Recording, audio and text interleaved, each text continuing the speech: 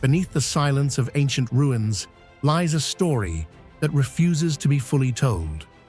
Civilizations long vanished have left behind structures that seem almost impossible, perfectly cut stones, fitted without mortar, cities aligned with cosmic patterns and symbols that whisper meanings lost to time.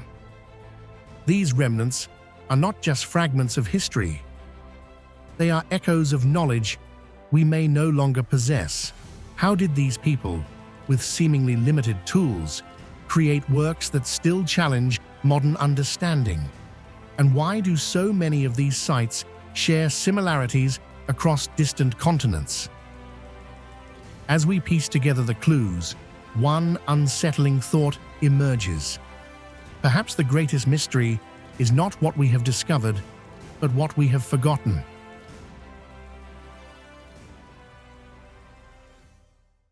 The Cochabamba ruins rise dramatically from a rugged hilltop in southern Ecuador, a silent testament to a civilization whose engineering capabilities continue to challenge modern understanding. At first glance, the site appears as a cluster of weathered stone walls and terraces clinging to a steep, rocky mountain. Yet the longer one studies Cochabamba, the more it transforms from a simple ruin into a profound archaeological mystery, one that intertwines strategic ingenuity, cultural significance, and above all, an astonishing mastery of stone construction that seems far ahead of its time. Located in a naturally fortified position, Cochabamba commands sweeping views of the surrounding valleys. This vantage point alone suggests its importance, whether as a military stronghold, a ceremonial center, or a hybrid of both. However, what truly sets Cochabamba apart is not merely where it was built, but how it was built. The stonework found here is unmistakably associated with the Inca civilization, renowned for its architectural precision. Yet even within the impressive legacy of Inca engineering, Cochabamba stands out as an exceptional case, one that pushes the boundaries of what we believe these ancient builders were capable of achieving. The most striking feature of Cochabamba is its masonry. Massive stone blocks, some weighing several tons, are cut and fitted together with extraordinary accuracy. Unlike many ancient structures that rely on mortar to hold stones in place, the walls here are constructed using a dry stone technique. Each block is meticulously shaped so that it interlocks perfectly with its neighbors, leaving no visible gaps. The joints are so tight that even a thin blade cannot be inserted between the stones. This level of precision is not merely aesthetic. It provides remarkable structural stability, allowing the walls to withstand earthquakes and the passage of centuries. What makes this even more astonishing is the technological context in which these structures were built. The Inca civilization did not possess iron or steel tools.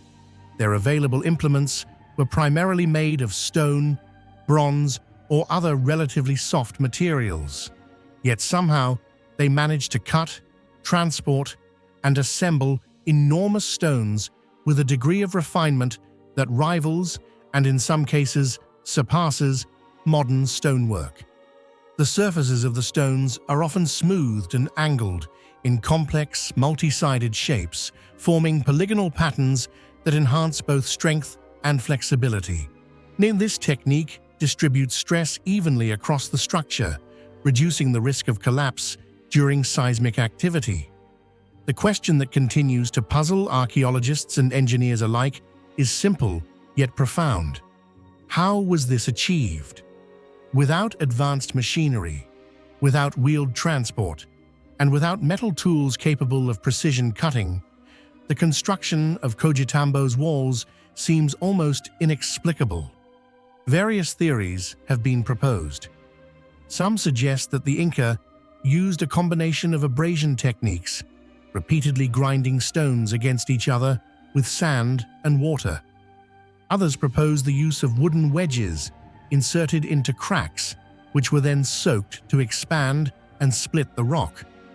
There are even more speculative ideas involving lost technologies or methods that have not survived in the archaeological record. Yet none of these explanations fully account for the consistent precision observed across the site. Equally intriguing is the process of transporting these stones to such a challenging location. The steep slopes and rocky terrain of Coghitambo would have made it extremely difficult to move large blocks into position. It is believed that the Inca relied on a vast labor force, using ropes, ramps, and sheer human strength to haul stones uphill. However, the logistics of coordinating such efforts, ensuring alignment, maintaining balance, and achieving exact placement, add another layer of complexity to an already baffling achievement. The margin for error would have been minimal, yet the results suggest a level of planning and execution that borders on perfection. Beyond the technical aspects, the precision of the stonework may also carry symbolic or cultural significance. In Inca belief systems, harmony and balance were central concepts, often reflected in their architecture. The seamless integration of stone blocks could represent a form of unity between human effort and the natural world. At Coghitambo, this philosophy appears to be taken to an extreme, with the structure blending almost organically into the mountain itself. The walls do not simply sit atop the landscape, they seem to grow out of it, as if the builders were shaping the earth rather than imposing upon it. Yet despite this remarkable craftsmanship, there are clear indications that Coghitambo was never fully completed. Certain sections of the site contain partially shaped stones or unfinished walls, suggesting that construction may have been abruptly halted. This raises further questions.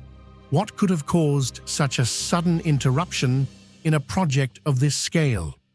One widely accepted theory points to the arrival of Spanish conquistadors in the 16th century, whose invasion disrupted Inca society and brought many construction efforts to an end. However, the lack of definitive evidence leaves room for alternative interpretations, including internal conflicts or environmental factors. The ambiguity surrounding the site's purpose adds another dimension to its mystery. While the strategic location strongly supports the idea of a Razmakan fortress, some architectural features hint at ceremonial or administrative functions.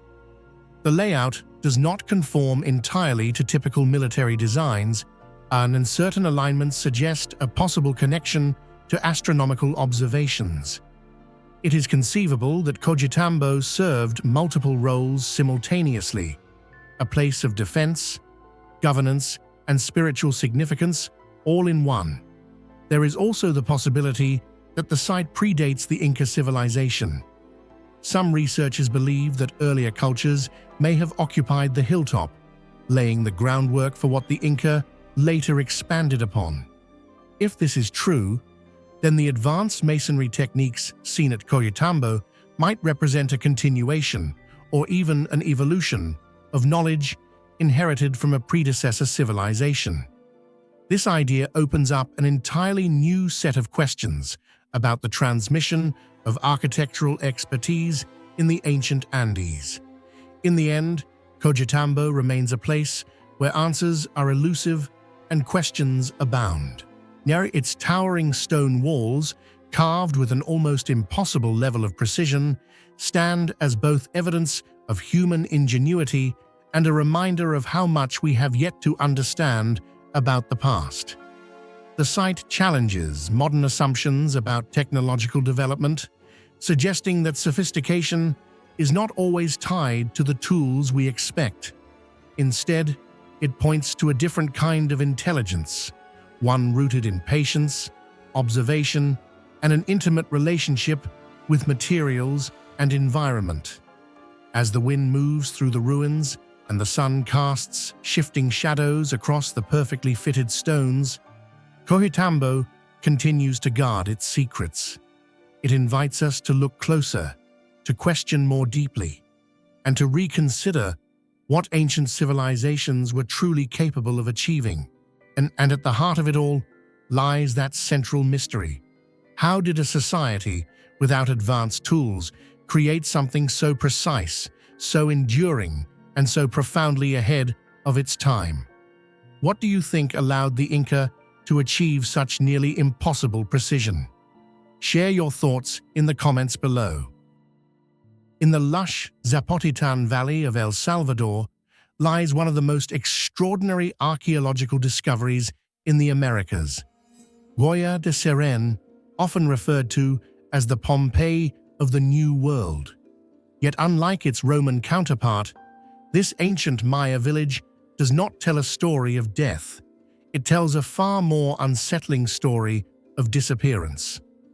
Preserved beneath layers of volcanic ash for over a millennium, Goya de Seren offers an unprecedented glimpse into the everyday lives of ordinary people, frozen at a precise moment in time.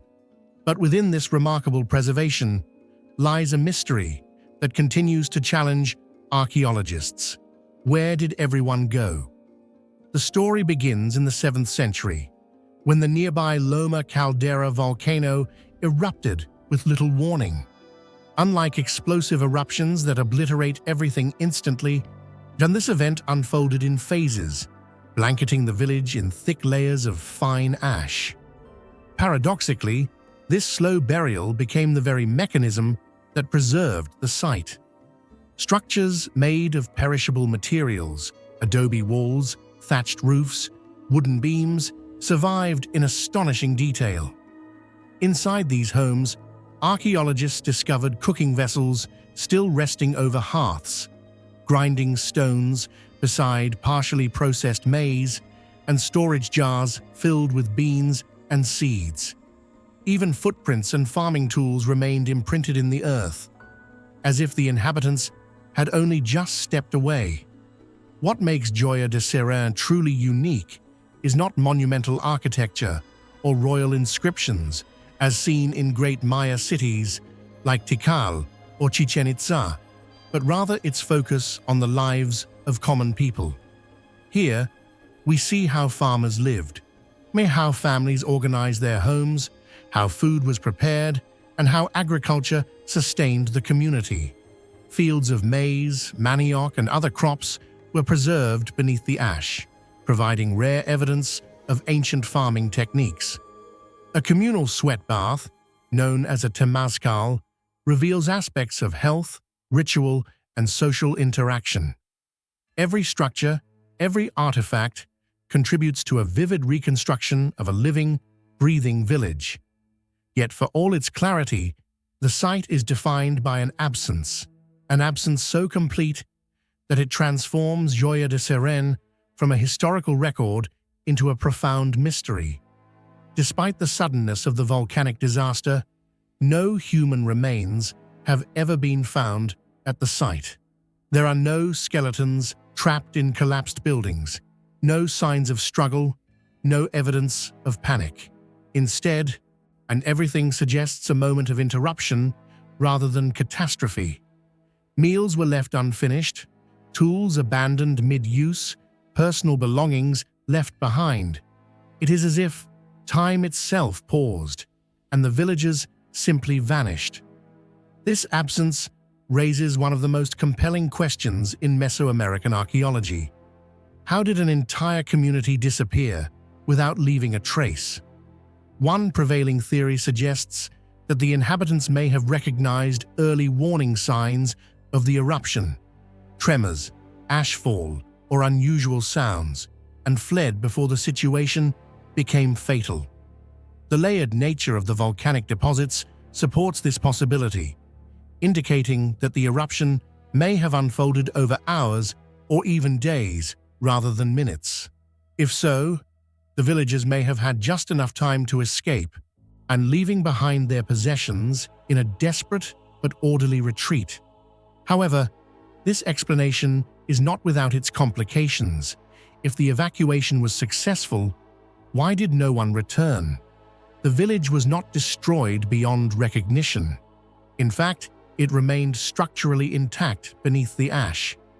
In many historical cases, displaced populations eventually come back to reclaim their homes or salvage valuable items. At Gioia de Seren, there is no evidence of reoccupation. The site appears to have been completely abandoned, as though it had been deliberately erased from collective memory.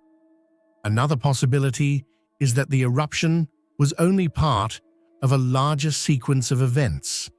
Environmental changes, resource depletion, or social pressures may have already destabilized the community. But the volcanic activity could have been the final trigger that prompted a permanent departure. Yet again, there is no clear evidence to confirm this scenario. The agricultural fields appear healthy, the structures well maintained, and the tools in active use. Nothing suggests a society on the brink of collapse. There is also a more subtle, almost philosophical dimension to the mystery. Gioia de Seren represents a rare archaeological snapshot, but like any snapshot, it captures only a single moment, without context for what came immediately before or after. The villages exist in the archaeological record only through the traces they left behind in that instant. Their departure, whether sudden or gradual, remains invisible, lost in the silence between layers of ash. The rediscovery of the site in 1976 added another layer of intrigue. Accidentally uncovered during agricultural work, Gioia de Seren had remained hidden and untouched for over 1,000 years. Unlike many ancient sites that were looted, repurposed, or continuously inhabited, this village was sealed off from history. Its preservation is so complete that it challenges conventional assumptions about what archaeology can reveal. Here, instead of reconstructing the past from fragments, researchers encounter an almost intact world, yet one missing its most essential element: its people. Today, Gioia de Seren stands as a paradox. It is one of the most informative archaeological sites ever discovered, offering unparalleled insight into daily life in the ancient Maya world. At the same time, it is defined by what it does not contain. The absence of human remains is not merely a detail, it is the central enigma of the site. It forces us to confront the limits of archaeological knowledge and to acknowledge that even the most perfectly preserved places can withhold their deepest secrets. In the end, Gioia de Seren is not just a story about a village buried by volcanic ash. It is a story about interruption, about a moment when life was abruptly suspended and never resumed. It invites us to imagine the final hours of its inhabitants, the decisions they made, the paths they took, and the unknown fate that awaited them beyond the horizon. Were they survivors who built new lives elsewhere, or did their journey end in a way that left no trace behind? And the silence of Gioia de Seren offers no answers, only the haunting impression that an entire community stepped out of history, leaving behind a perfectly preserved question mark. In the western reaches of El Salvador, within the fertile Zapotecan Valley, lies the enigmatic San Andres Ceremonial Center, a site that quietly challenges long-held assumptions about the geography and complexity of the ancient Maya civilization. Overshadowed by more famous cities like Tikal or Palenque, San Andres does not immediately command global recognition. Yet, beneath its grassy mounds and reconstructed platforms lies evidence of a once thriving ceremonial and political hub that played a far more significant role than previously imagined.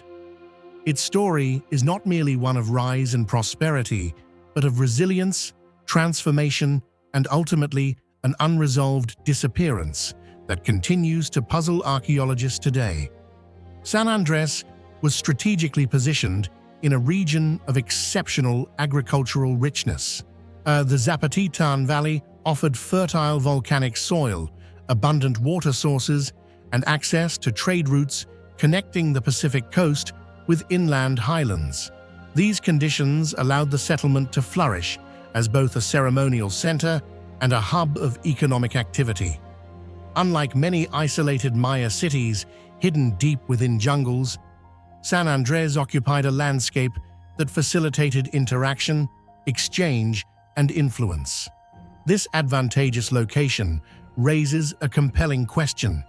Was San Andrés merely a regional center, or did it serve as a crucial node in a broader network of political and economic control extending across Mesoamerica?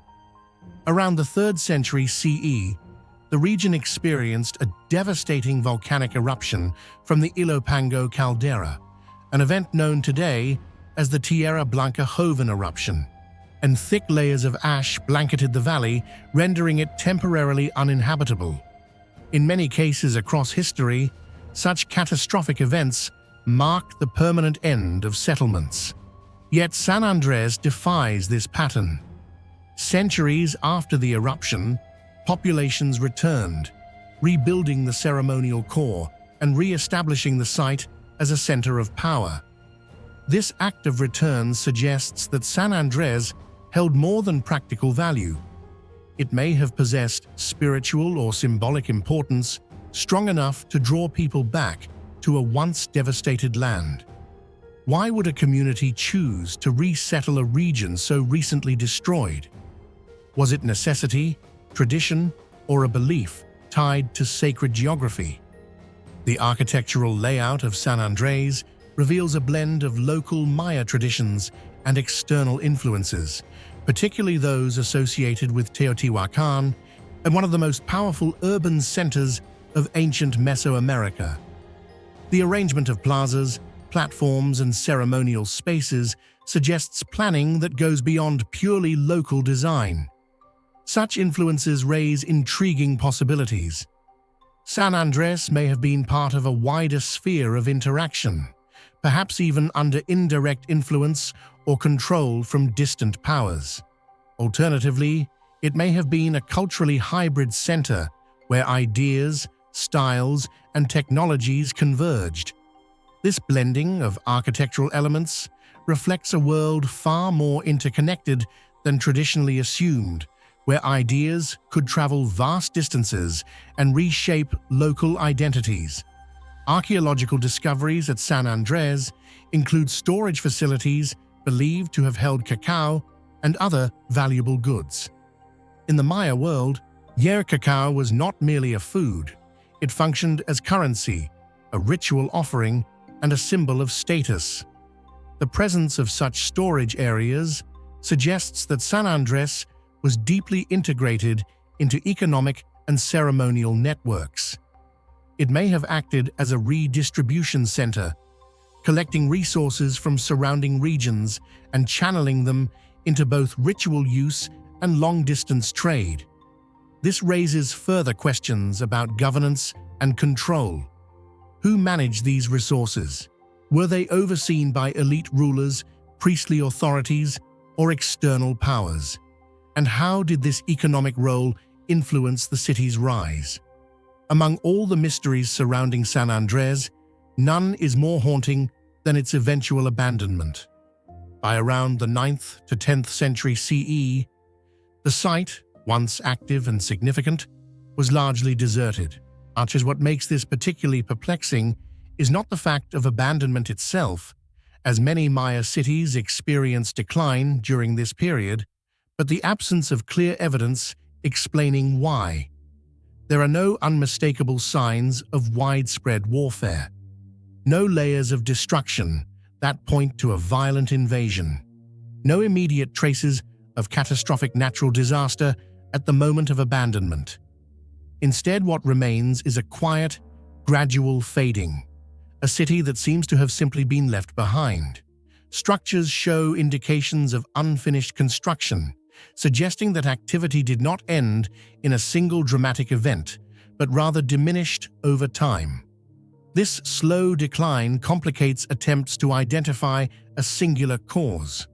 Several hypotheses have been proposed. Environmental changes, such as prolonged drought, they may have undermined agricultural stability. Economic disruptions could have severed trade networks that sustained the city's importance. Political instability might have weakened centralized authority, leading to fragmentation and eventual dispersal of the population. Yet none of these explanations fully accounts for the evidence or lack thereof. What is particularly striking is the contrast between San Andres's resilience after the Ilopango eruption and its eventual abandonment centuries later. A society capable of rebuilding after ecological devastation ultimately chose, or was forced, to leave without leaving behind a clear narrative of collapse. This contradiction deepens the mystery. Why would a city that survived catastrophe succumb to something far less visible? Was the cause gradual enough to evade archaeological detection? Or are we simply missing critical pieces of the story, lost to time, erosion, or incomplete excavation? The silence of San Andres is not merely the absence of people, it is the absence of explanation.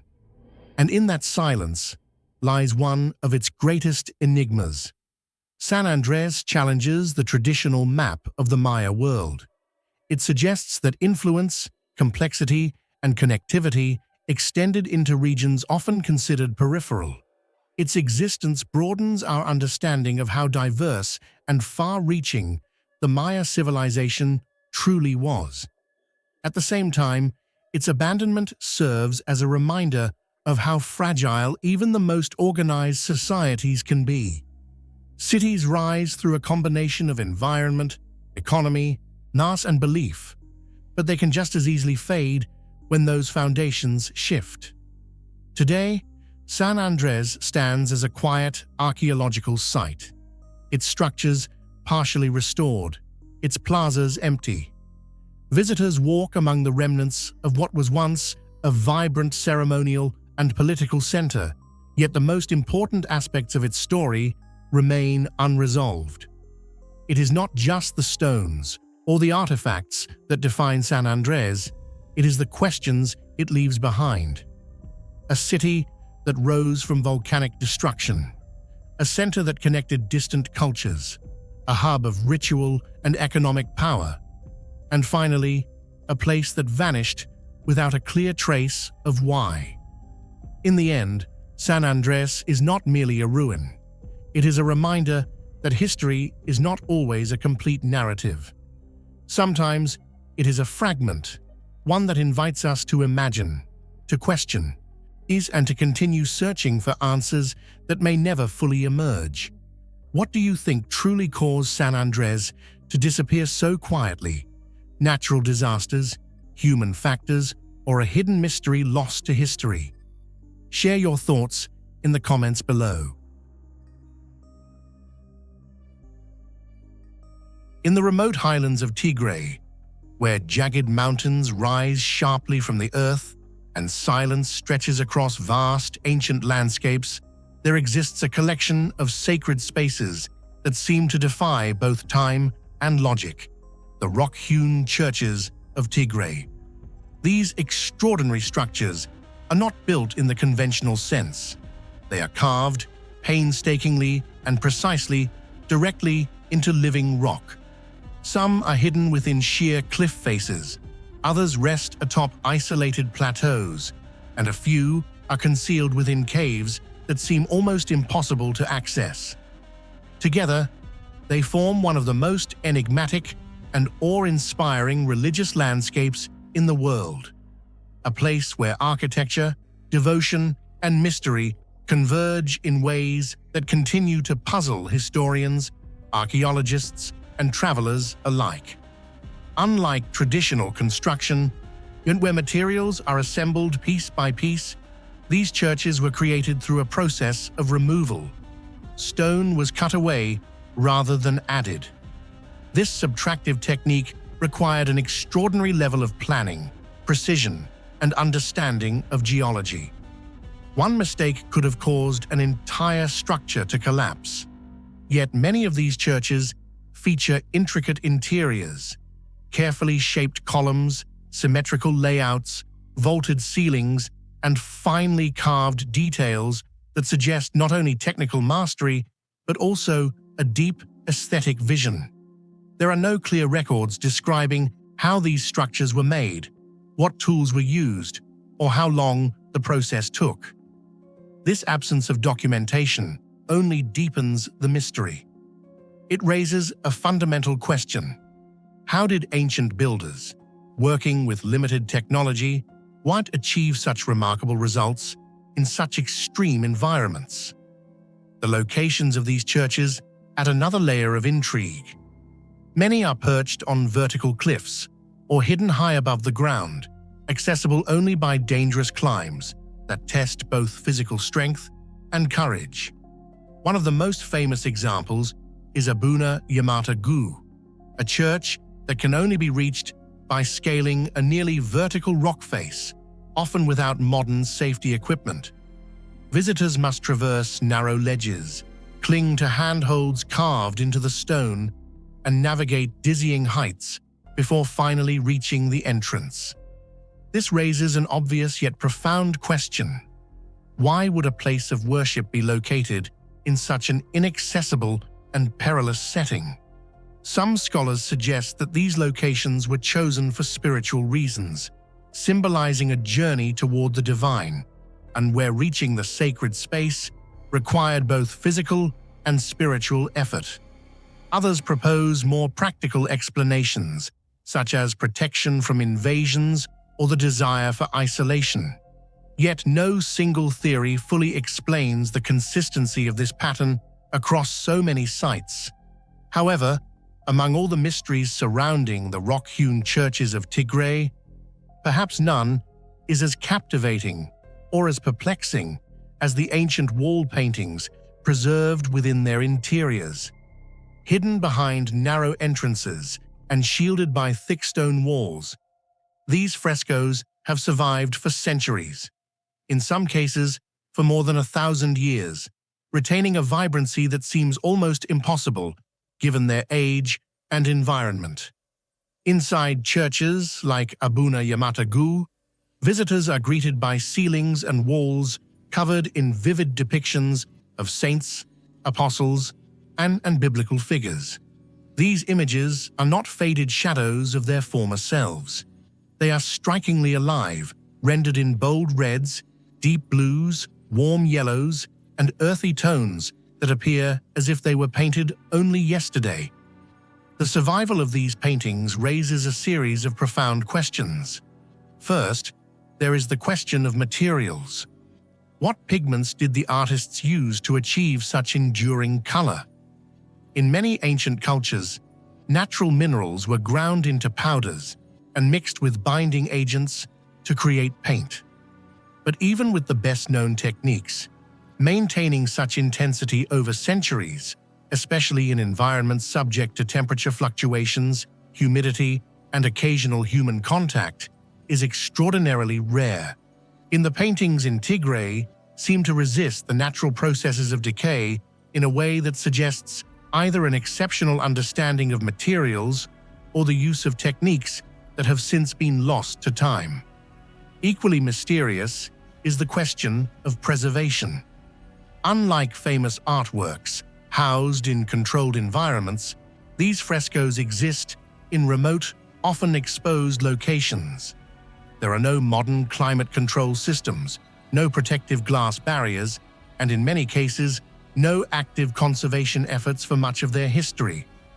And yet, the colors remain remarkably stable. One possible explanation lies in the unique microclimates within the rock-hewn interiors. The thick rock walls may regulate temperature and humidity, creating a relatively stable environment that slows the degradation of pigments. Additionally, the limited exposure to direct sunlight, especially ultraviolet radiation, could play a crucial role in preserving the integrity of the colors. But even with these factors considered, the level of preservation still exceeds expectations. The artistic style of the frescoes also contributes to their intrigue. The figures are often depicted with large, expressive eyes, stylized features, and symbolic compositions that reflect the traditions of the Ethiopian Orthodox Church. These images are not merely decorative, they serve as visual theology, conveying complex spiritual ideas to communities that may not have relied heavily on written texts. The repetition of certain motifs, the arrangement of figures, and the use of color all carry meaning, and forming a visual language that connects these remote churches to a broader religious and cultural tradition. Yet, despite this connection, the specific artists who created these works remain unknown. Their names, their lives, and their methods have all been lost, leaving only their creations behind. Another layer of mystery emerges when considering the logistics of creating these paintings in such challenging locations. How were pigments transported to sites that are difficult to reach even with modern equipment? How did artists work on ceilings and high walls within confined spaces, often with limited light? Did they use scaffolding? And if so, how was it constructed and secured within the carved interiors? These practical questions highlight the immense effort required not only to build the churches, but also to adorn them with such intricate and enduring artwork. The relationship between the rock-hewn churches of Tigray and other similar sites, such as Lalibela, adds yet another dimension to the mystery. Lalibela's churches are more widely known and have been studied extensively, but the Tigray churches may be older, representing an earlier phase in the development of this unique architectural tradition. If this is the case, then the frescoes of Tigray could provide valuable insights into the evolution of religious art in the region. However, the lack of definitive dating and comprehensive studies means that many of these connections remain speculative. Ultimately, the rock-hewn churches of Tigray stand as a testament to human creativity, and devotion, and resilience.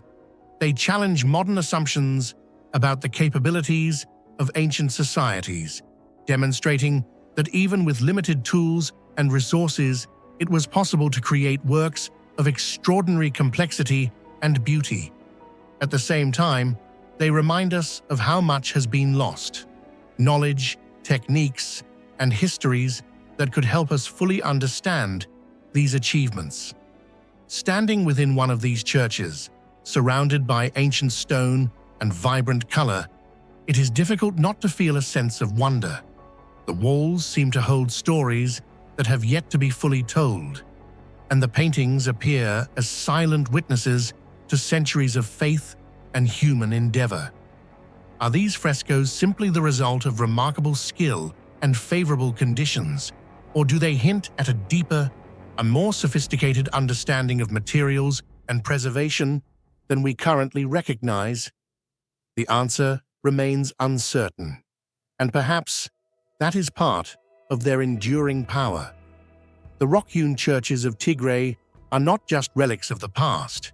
They are living mysteries, inviting us to look closer, to question more deeply, and to reconsider what we think we know about the ancient world. What do you think? Are these wall paintings the result of extraordinary ancient techniques or evidence of lost knowledge? Share your thoughts in the comments below.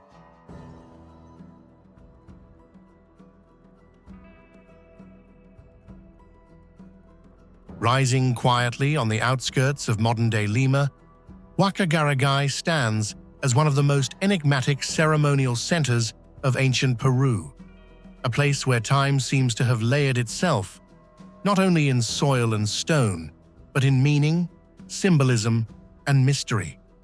Dating back to roughly 1400 to 1000 BCE, this site predates many of the more widely recognized Andean civilizations, yet it already demonstrates a level of artistic sophistication and symbolic complexity that feels startlingly advanced. At the heart of this ancient complex lie the remarkable relief wall panels, vast compositions crafted in clay, shaped by human hands thousands of years ago, and still capable of communicating an unsettling, almost otherworldly presence to those who study them today. The reliefs themselves are not merely decorative elements. They are deeply embedded within the architectural and ceremonial logic of the site. Constructed using adobe techniques, the panels were formed by layering clay, carefully sculpted into raised figures that project outward from the wall. These figures are not random or purely aesthetic. They depict recurring motifs, powerful, often intimidating faces with exaggerated features, particularly prominent fangs, wide eyes, and symmetrical geometric patterns that seem to frame or extend from the central figures. The repetition of these forms suggests a codified symbolic language, one that may have been universally understood by the people who created and interacted with this space. One of the most striking aspects of these panels is their stylistic resemblance to imagery later associated with the Chavin culture, and especially the so-called fanged deities that appear across various Chavin sites. Yet Huaca appears to predate, or at least exist contemporaneously with early Chavin developments, raising profound questions about cultural transmission in the ancient Andes. Was Garagay a precursor, a parallel development, or part of a broader, interconnected cultural network that shared symbolic systems across vast distances? The answers remain elusive, but the visual parallels are too strong to dismiss as coincidence. Equally compelling is the emotional intensity of the imagery itself. The faces depicted on the panels are not serene or passive. They are dynamic, even aggressive, as if captured in a moment of transformation or revelation. The fangs in particular are a recurring and dominant feature. In many ancient cultures, as such attributes are associated with power, transformation, or the crossing of boundaries between human and divine states. Some researchers have suggested that these images may represent shamans in altered states of consciousness, perhaps under the influence of ritual substances, undergoing symbolic transformation into divine or animal forms. Others argue that these are representations of deities themselves, beings that existed beyond the human realm but were made visible through artistic expression. The construction process of these panels adds another layer of intrigue. Archaeological evidence suggests that the reliefs were not meant to remain permanently visible. Instead, after a period of use, they were deliberately buried and covered with new layers of construction, upon which new panels were created. And this cyclical process of creation, burial, and reconstruction implies a ritualistic pattern rather than mere architectural modification. It suggests that the act of covering the old was as significant as the act of creating the new, perhaps symbolizing renewal, continuity, or even a form of ceremonial closure. In this sense, the walls of Huaca are not static records, but living surfaces that were continuously redefined by the people who built them. However, among all these remarkable features, one aspect stands out as particularly astonishing and deeply mysterious: the survival of ancient color. Unlike many ancient reliefs that have long since lost their original pigmentation, the panels at Huaca still retain traces of vivid hues: reds, yellows, whites, and occasionally darker tones that once combined to create a visually striking and symbolically rich surface. These colors were not applied casually. They were integral to the meaning and impact of the imagery.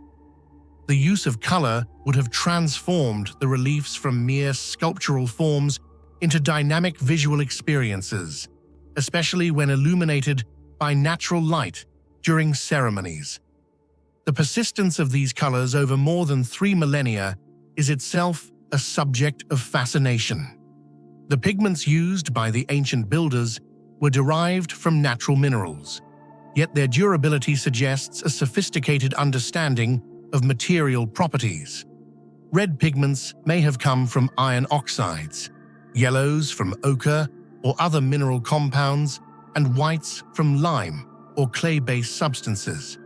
But beyond the raw materials, the method of application and the environmental conditions of the site must also have played crucial roles in preserving these colors. The dry coastal climate of Peru likely contributed to their survival, yet this alone cannot fully explain the degree of preservation observed.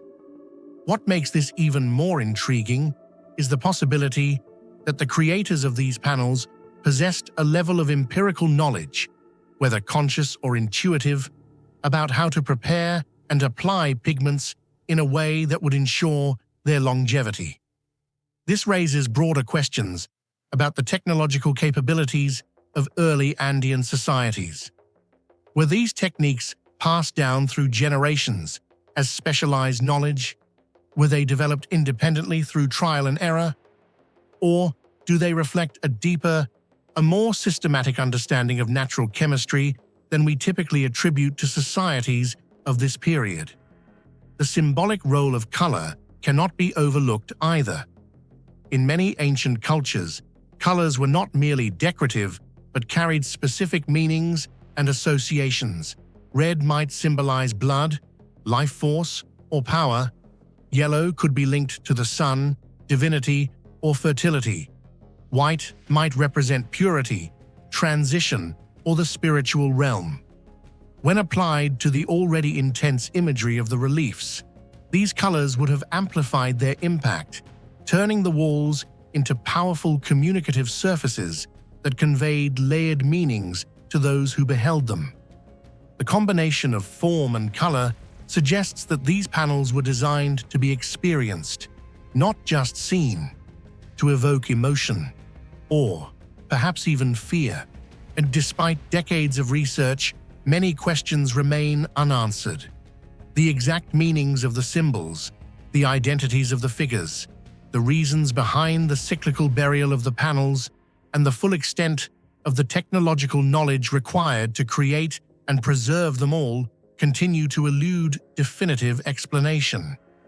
Each discovery at Huaca seems to open new avenues of inquiry rather than closing existing ones.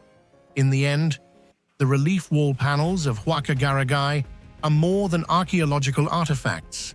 They are fragments of a lost world view, preserved in clay and color, offering glimpses into a system of belief and expression that we can sense but not fully comprehend. Their enduring colors, in particular, serve as a vivid reminder that the past is not as distant or as silent as it might seem. Even after thousands of years, these ancient surfaces continue to speak, through their forms, their pigments, and their mysteries, inviting us to look closer, to question more deeply, and to consider how much of human knowledge may still lie hidden beneath the layers of time. What do you think allowed the ancient colors at Huaca to survive for thousands of years? Was it the advanced techniques of ancient people, or simply the luck of natural environmental conditions? Share your thoughts in the comments below.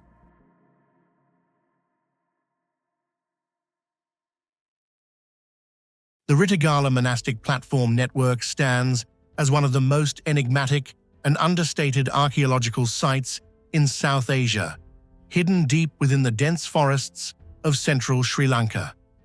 Unlike the grand stupas and ornate temples that define much of ancient Buddhist architecture, Ritagala presents a radically different vision of spiritual life, one that is austere, minimalistic, and intentionally detached from the outside world.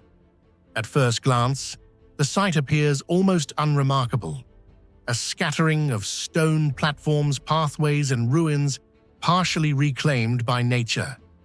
Yet beneath this simplicity lies a complex and highly deliberate design, one that continues to puzzle historians, archaeologists, and researchers to this day.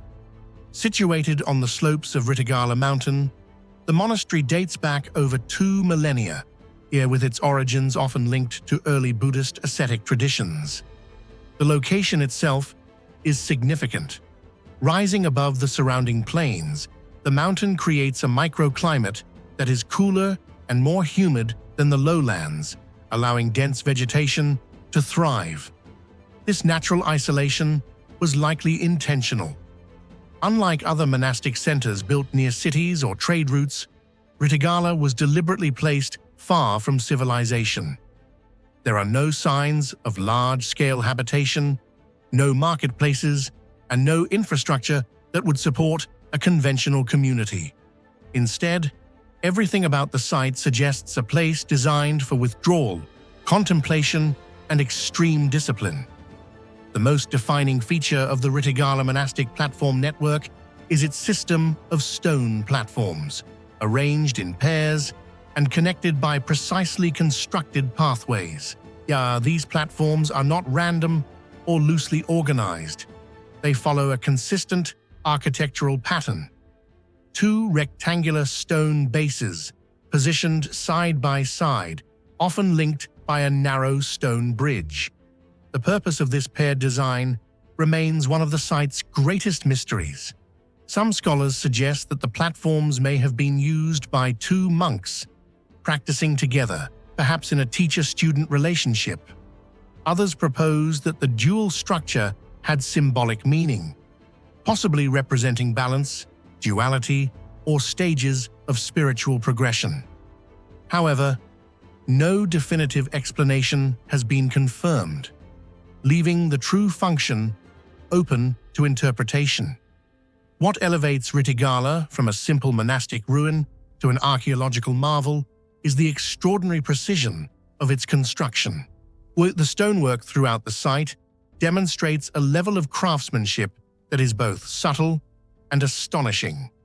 Massive stone slabs have been cut, shaped, and fitted together with remarkable accuracy, often without the use of mortar. The joints between stones are so tight that even after centuries of exposure to the elements, many structures remain intact. This raises important questions about the tools and techniques available to the builders. How did ancient craftsmen achieve such precision using what were presumably rudimentary tools? And more importantly, why was such precision deemed necessary for a site that appears so minimalistic on the surface? The pathways connecting the platforms are equally impressive. Carefully laid stone slabs form walkways that wind through the forest, maintaining consistent gradients and smooth transitions despite the uneven terrain. These paths are not merely functional, they reflect a deep understanding of both engineering and environmental integration. Drainage systems have been subtly incorporated into the design, allowing rainwater to flow away from the structures and preventing erosion. Even today, during heavy rainfall, these ancient systems continue to function effectively. This level of planning suggests that the builders possessed not only technical skill, but also a long-term vision for durability and sustainability. The precision of construction becomes even more intriguing when considered in the context of the site's purpose. Rittigala was not a display of power or wealth. It lacks the decorative elements typically associated with religious monuments.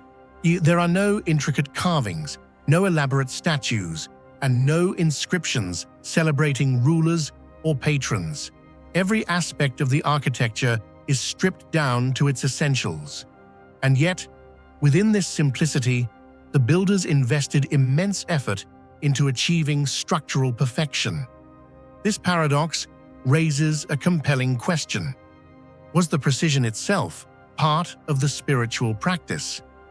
One possible interpretation is that the act of building with such accuracy was a form of discipline, mirroring the mental precision required in meditation.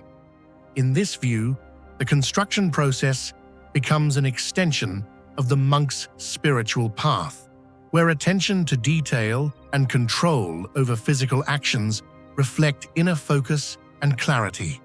The perfectly aligned stones, the balanced platforms, and in the carefully measured pathways may all symbolize a state of harmony between the mind and the physical world. If this is the case, then the architecture of Rittigala is not merely functional, it is philosophical. Another layer of mystery lies in the apparent absence of conventional communal spaces. Unlike other monasteries, Rittigala does not feature large assembly halls or central gathering areas. The layout encourages separation rather than congregation. Each platform appears to function as an independent unit, reinforcing the idea of solitary practice. This suggests that the monks who lived here may have followed a particularly strict or specialized tradition, one that emphasized isolation and self-reliance over communal rituals.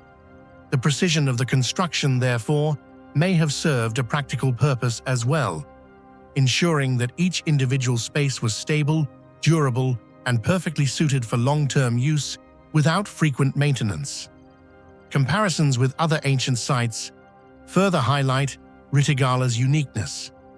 While many civilizations achieved impressive feats of engineering, these were often associated with monumental architecture, pyramids, temples, fortifications. Rittigala, by contrast, applies similar levels of precision to structures that are intentionally modest. This inversion of priorities challenges conventional assumptions about ancient engineering. It suggests that advanced construction techniques were not reserved solely for grand projects, but could also be applied to spaces of quiet significance.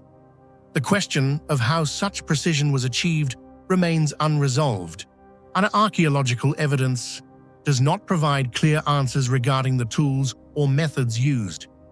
Some researchers speculate that the builders may have employed advanced knowledge of stoneworking, possibly using techniques that have since been lost. Others argue that the precision could have been achieved through time, patience, and collective effort, rather than technological innovation. Regardless of the explanation, the result is undeniable: a network of structures that has withstood the passage of time with remarkable resilience. Today, as visitors walk along the forested paths of Rittigala monastic platform network, they encounter a landscape that feels both ancient and timeless. The silence is deep, interrupted only by the sounds of nature. The stone platforms, partially covered in moss, seem to rise naturally from the earth, but as if they have always existed there. There is a feeling that the site has not been abandoned, but rather left to exist on its own terms. This atmosphere deepens the mystery, reinforcing the idea that Rittigala was never meant to be fully understood by outsiders. In the end, the Rittigala monastic platform network remains a place defined by questions rather than answers. Its isolation, its unconventional design, and above all, its extraordinary precision challenge our understanding of ancient societies and their capabilities. The builders of Rittigala chose to invest immense skill and effort into a site that rejects grandeur in favor of simplicity, and in doing so, they created a legacy that continues to intrigue and inspire. Whether viewed as an engineering achievement, a spiritual experiment, or a combination of both, Rittigala stands as a testament to the depth and complexity of human intention, hidden quietly within the forest, waiting to be rediscovered and reinterpreted by each new generation. What do you think ancient builders used? What techniques or tools to achieve the near-perfect precision at Rittigala monastic platform network? Share your thoughts in the comments below. In the arid heart of West Africa, within the historic city of Zinda in Niger, stands a structure that defies both expectation and time. The Zinda Palace, also known as the Sultan's Palace of Damagaram. At first glance, It may not appear as monumental as stone-built empires or marble palaces of distant civilizations. Its walls are not carved from granite, nor adorned with precious metals. Instead, it rises from the earth itself, formed from sun-dried mud bricks shaped by human hands and sustained by traditions passed down through generations. Yet this seemingly fragile construction conceals one of the most profound architectural mysteries in the ancient world. How has a palace made of earth endured for centuries in one of the harshest climates on Earth? The palace's most striking feature lies in its material. Constructed almost entirely from mud brick, a mixture of earth, water, and organic binders, it stands as a testament to indigenous engineering knowledge that modern science is only beginning to fully appreciate. In a region where temperatures fluctuate dramatically between scorching days and cooler nights, and where seasonal rains can erode even the most resilient surfaces, such a structure should not, by conventional logic, survive for long. And yet, the Zinda Palace persists, not merely as a ruin, but as a living, functioning center of authority. The secret may lie in the composition of the mud itself.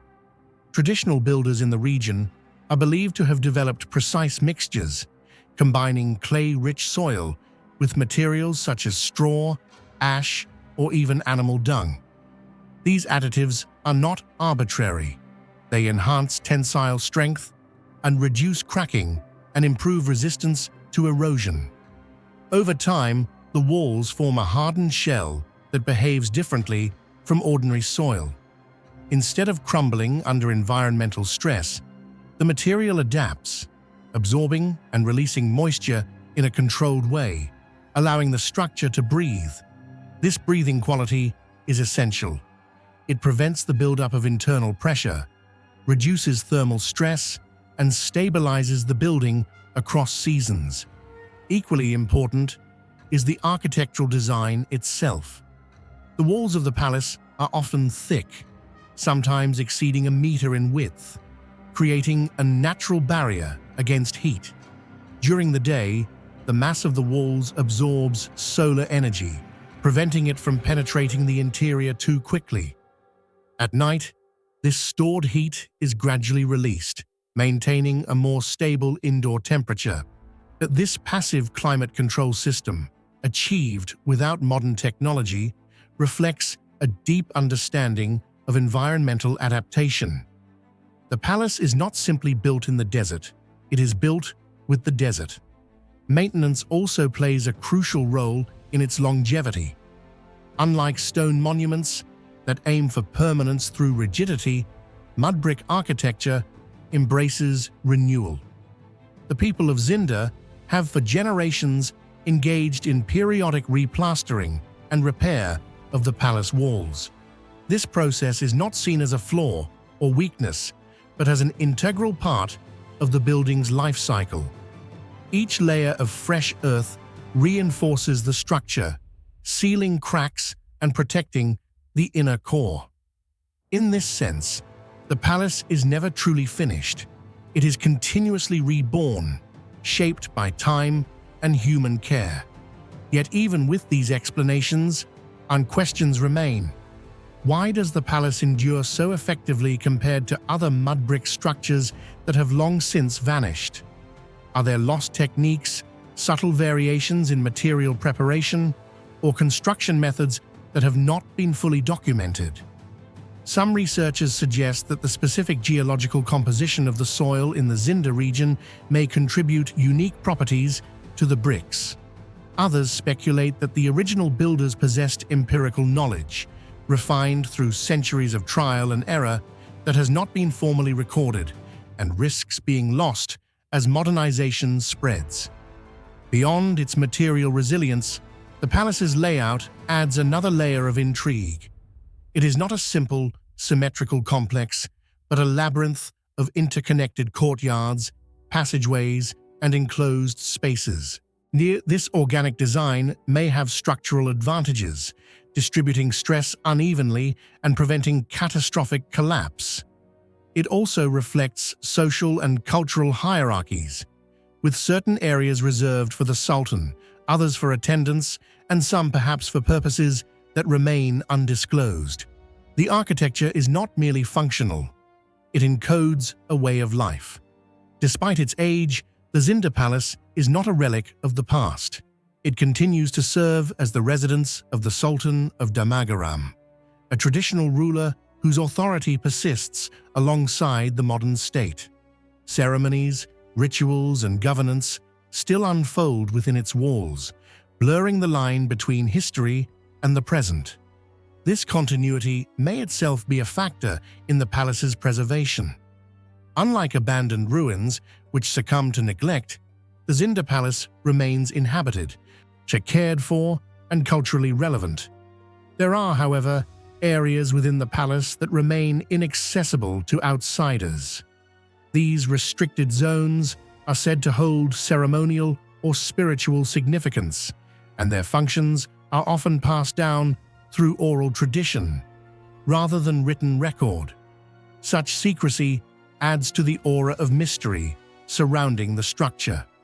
What knowledge might be preserved within those walls? Are there architectural features, construction techniques, or symbolic elements that have yet to be revealed? The broader historical context of Zinda further enriches the story. Once a major hub in trans-Saharan trade networks, the city was a nooked meeting place for diverse cultures, ideas, and technologies. Influences from Hausa traditions, Islamic architecture, and a North African design can all be detected in the palace's form. This cultural synthesis may have contributed to its unique construction methods, blending knowledge from different regions into a cohesive whole. And yet, for all its significance, the Zinda Palace remains relatively understudied. It lacks the global recognition of more famous heritage sites, and comprehensive archaeological or architectural analyses are limited. This absence of detailed research leaves many questions unanswered, allowing speculation to fill the gaps. It is possible that the palace holds insights into sustainable architecture, climate adaptation, and materials science that could inform modern practices, if only it were studied more closely. In the end, and the greatest mystery of the Zinda Palace is not hidden in a single chamber or encoded in a forgotten inscription. It is embedded in the very walls themselves, in the earth that has been shaped, reshaped, and sustained across generations. It challenges assumptions about durability, permanence, and the relationship between humans and their environment. How can something so seemingly fragile endure for so long? The answer may lie not in resisting nature, but in understanding and working with it. The Zinda Palace stands as a quiet paradox, a fortress of earth that outlasts time, a living structure that bridges past and present, and a reminder that the most enduring technologies are not always the most advanced, but the most attuned to the world around them. In your opinion, if there had been no continuous maintenance across generations, would the Zinda Palace still have survived to this day? Or does the real secret lie in the original construction techniques? Share your thoughts in the comments below.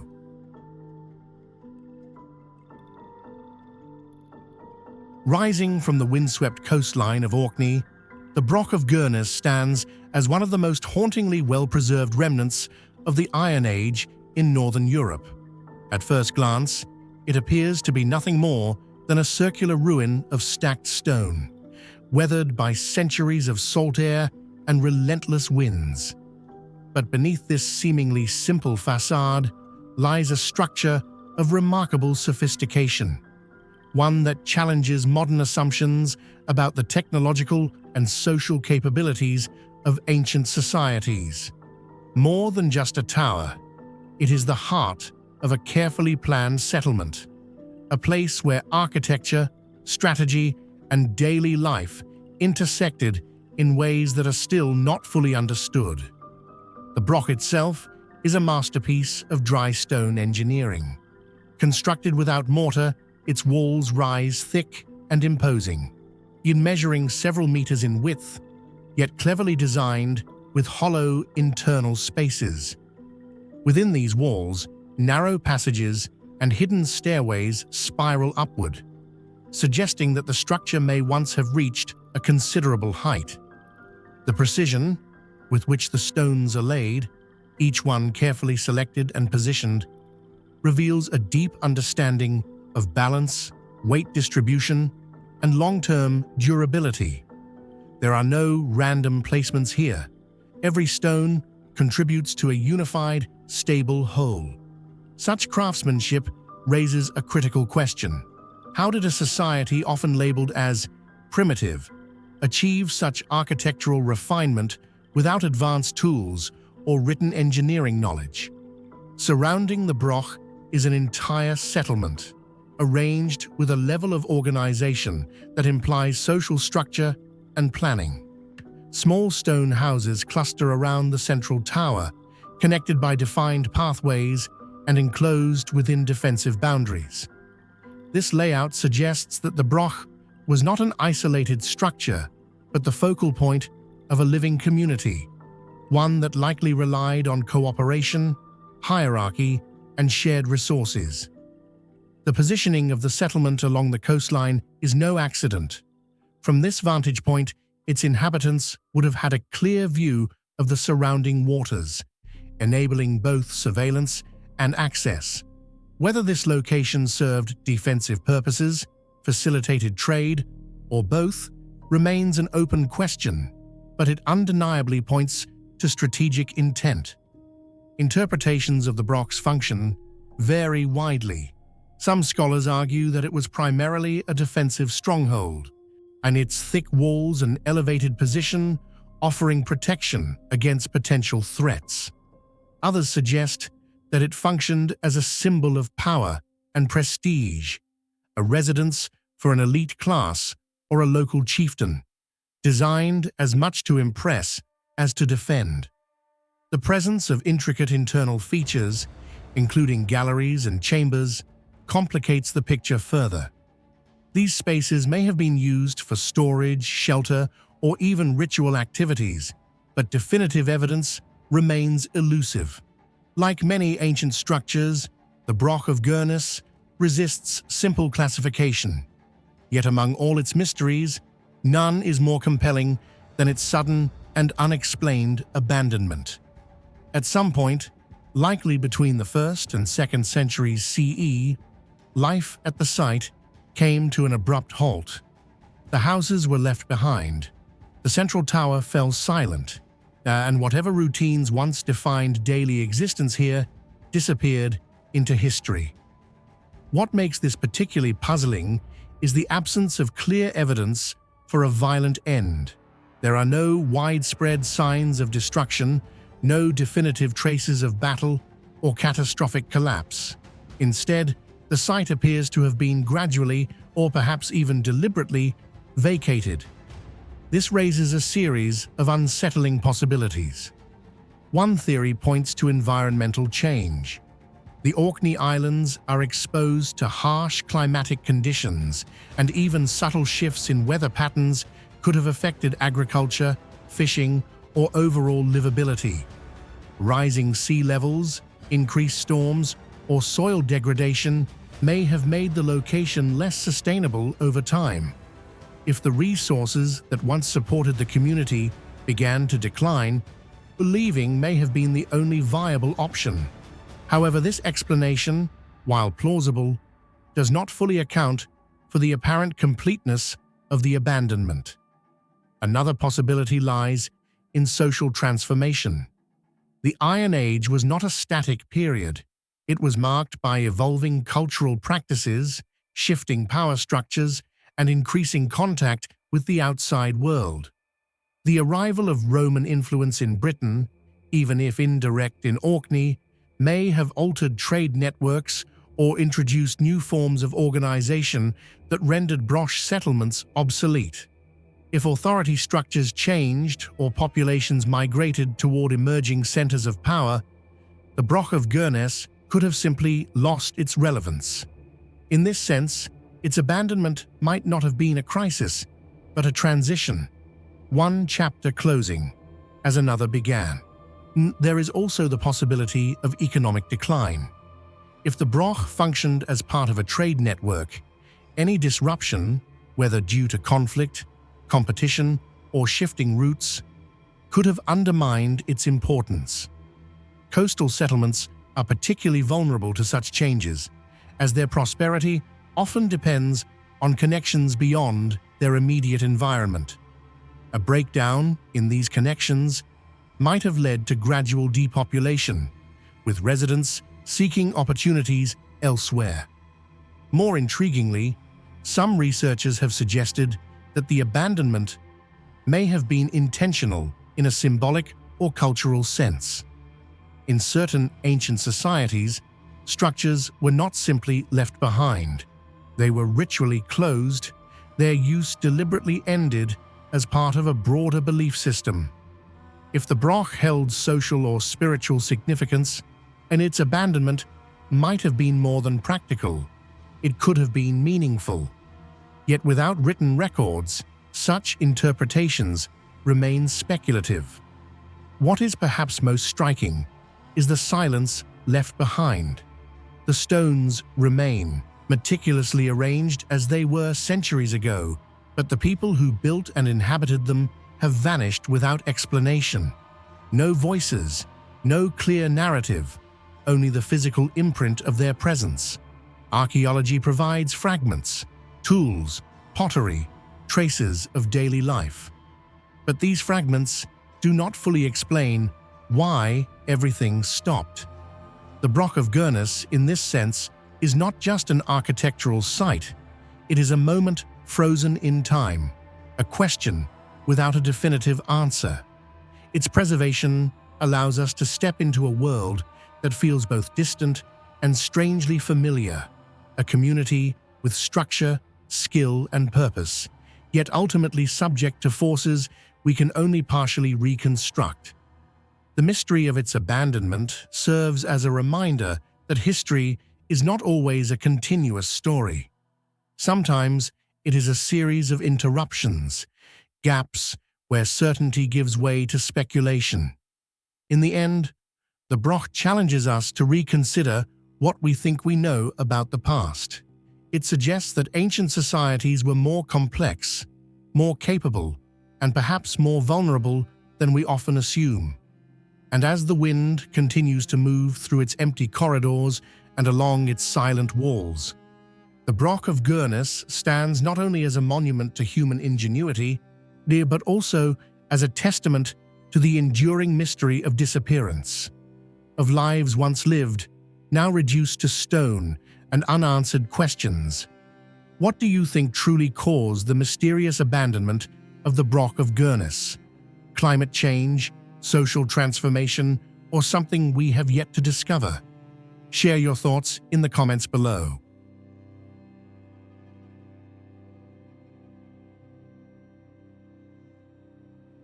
The remains of Oyo Ile city wall remains stand today as silent witnesses to the power, sophistication, and enduring mysteries of one of West Africa's most formidable pre-colonial empires.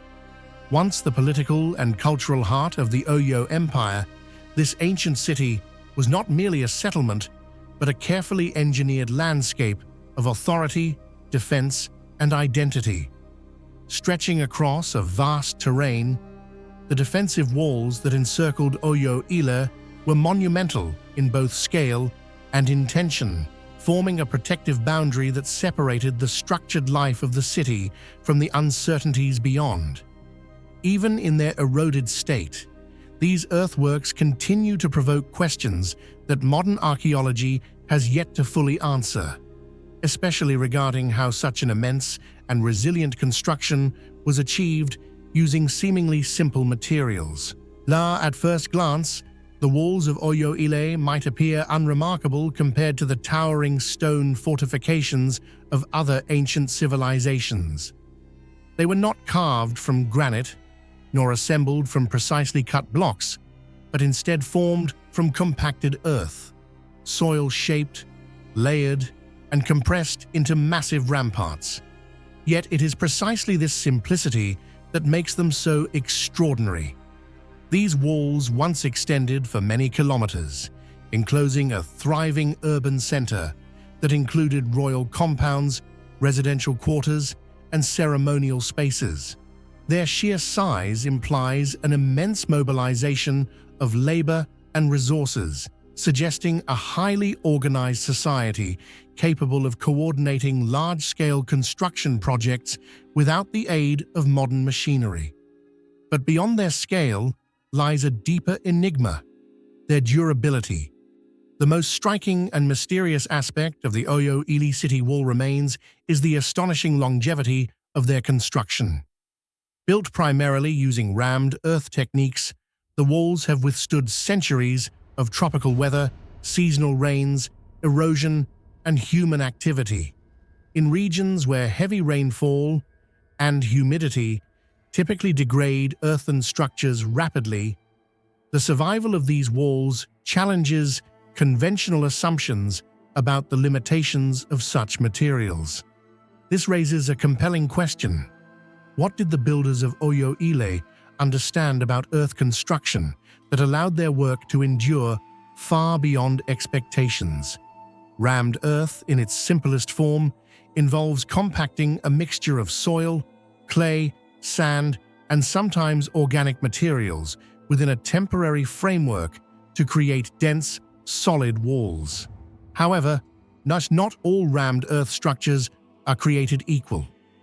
The strength and durability of such constructions depend heavily on the precise composition of the soil mixture, the moisture content during compaction, and the technique used to layer and compress the material. In the case of Oyo Ile, there is growing speculation that the builders possessed an advanced, perhaps empirical understanding of soil science. They may have carefully selected specific types of earth with optimal proportions of clay and sand, ensuring both cohesion and resistance to cracking. It is also possible that they incorporated stabilizing agents, such as plant fibers or other organic additives, to enhance structural integrity. Equally important is the method of compaction itself. The walls of Oyo Ile were likely built in successive layers, each carefully compressed to eliminate air pockets and increase density. This process would have required not only physical labor, but also consistency and precision, as uneven compaction could weaken the entire structure. The resulting walls, dense and tightly bonded, would have been remarkably resistant to erosion. Over time, the outer surfaces may have hardened further due to exposure to the elements, forming a protective crust that shielded the inner layers from moisture infiltration. Another factor contributing to the durability of these walls may lie in their design. Rather than relying solely on height, the builders often constructed thick, sloping ramparts that distributed weight more effectively and reduced the impact of rainfall. The inclusion of surrounding ditches or moats also played a role, and channeling water away from the base of the walls and minimizing erosion. This integration of architectural form and environmental awareness suggests a holistic approach to construction, one that considered not only immediate functionality, but long-term sustainability. Despite these insights, much about the construction techniques of Oyo Ile remains unknown. There are no written records detailing the methods used, no surviving manuals or inscriptions to guide modern researchers. What we have instead are the physical remnants themselves, along with oral traditions that offer only partial glimpses into the past. This absence of documentation adds to the mystery, leaving scholars to reconstruct the process through observation, experimentation, and comparison with other earthen structures across Africa and beyond. When compared to other ancient civilizations, The walls of Oyo Ile challenge long-standing biases about technological development. For centuries, monumental architecture has often been associated with stone, seen as a symbol of permanence and advancement. Yet the enduring presence of these earthen walls demonstrates that sophistication is not defined by material alone. In fact, the ability to create long-lasting structures from readily available resources may reflect a deeper understanding of local environments and sustainable practices. In this sense, the builders of Oyo Ile were not limited by their materials but empowered by them, transforming Earth itself into a medium of resilience and strength. Beyond their construction, the walls also reveal much about the society that built them. Their extensive reach indicates a city of considerable size and importance, while their defensive features point to a need for protection in a landscape shaped by both trade and conflict.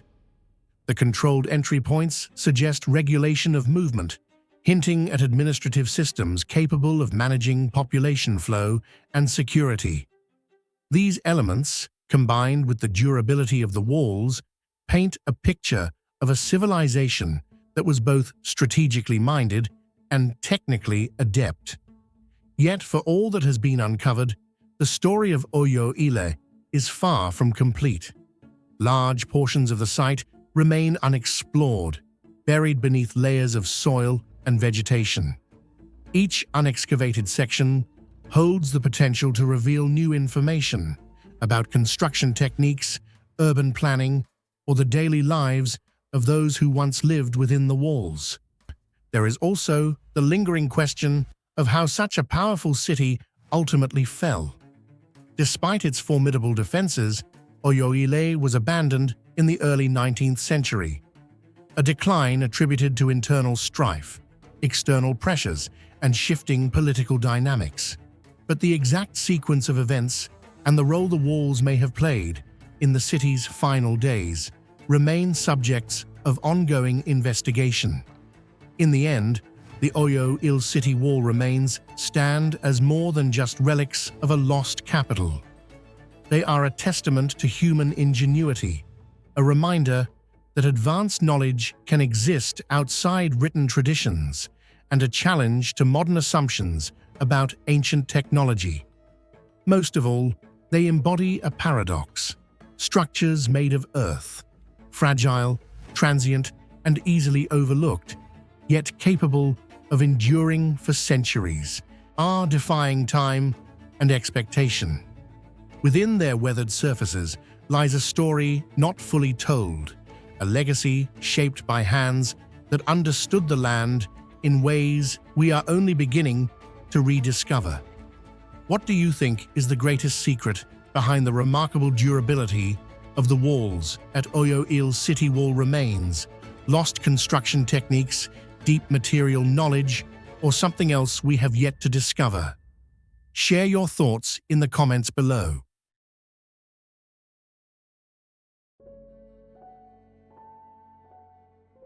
In the heart of ancient Sri Lanka, within the once flourishing capital of Polonnaruwa, there stands a silent field of stone pillars, orderly, repetitive, and eerily precise. Today, this site is known as the Polonnaruwa Royal Palace Pillar Grid, believed to be the remains of a grand palace commissioned during the reign of King Parakramabahu I in the 12th century. At first glance, the ruins may seem simple, rows upon rows of weathered stone columns rising from the earth. But the longer one observes them, the more unsettling their perfection becomes. These are not random remnants of decay. They are the skeletal imprint of a structure that once embodied architectural ambition on a monumental scale. And more importantly, they represent a level of planning and precision that continues to challenge modern understanding. The pillars are arranged in a grid so consistent that it appears almost mechanical.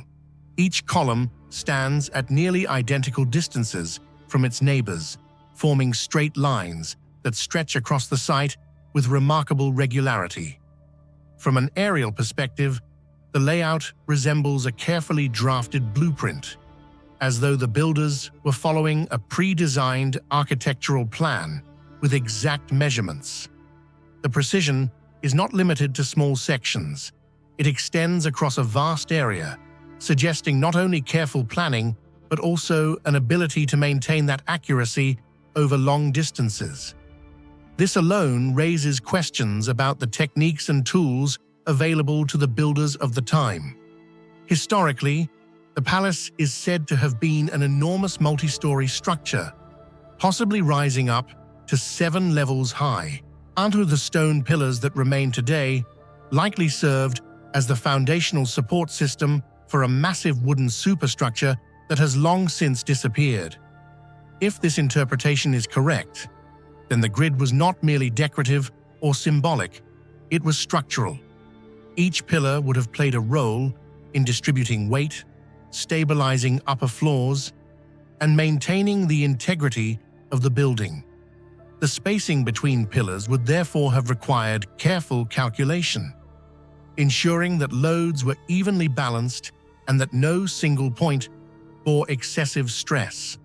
This implies a sophisticated understanding of structural engineering principles, even if those principles were not formally documented in the way modern engineering is.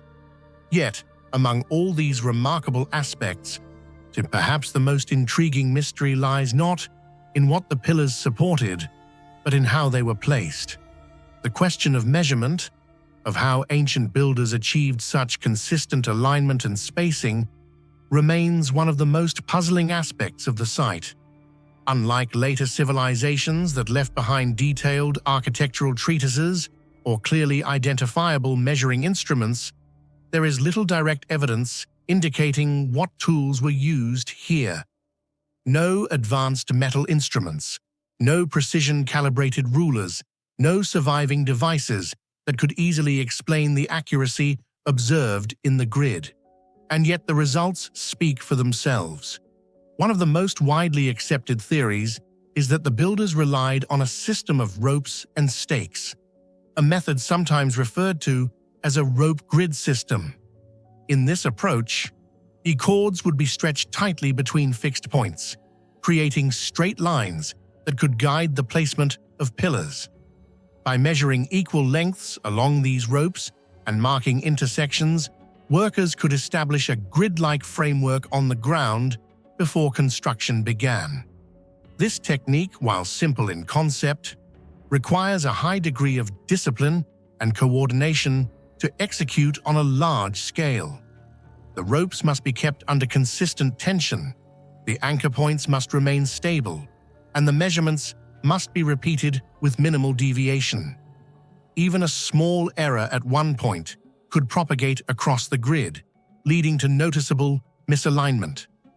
The fact that such errors are largely absent in Polonnaruwa suggests that if this method was used, it was executed with extraordinary care. Another possibility is that the builders employed geometric principles derived from observation and tradition. Ancient cultures around the world developed methods for creating right angles and proportional layouts using basic tools. For example, a simple triangle with sides in a 3:4:5 ratio can produce a perfect right angle, a technique known in many early civilizations. It is conceivable that similar knowledge existed in Polonnaruwa, allowing builders to establish perpendicular lines and maintain consistent orientation across the site.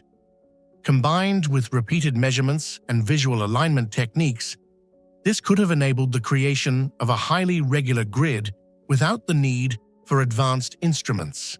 However, even these explanations do not fully resolve the mystery. Creating a small, accurate layout using ropes and basic geometry is one thing. Scaling that accuracy across a large construction site is another entirely. Over long distances, factors such as uneven terrain, human error, and material limitations can introduce discrepancies.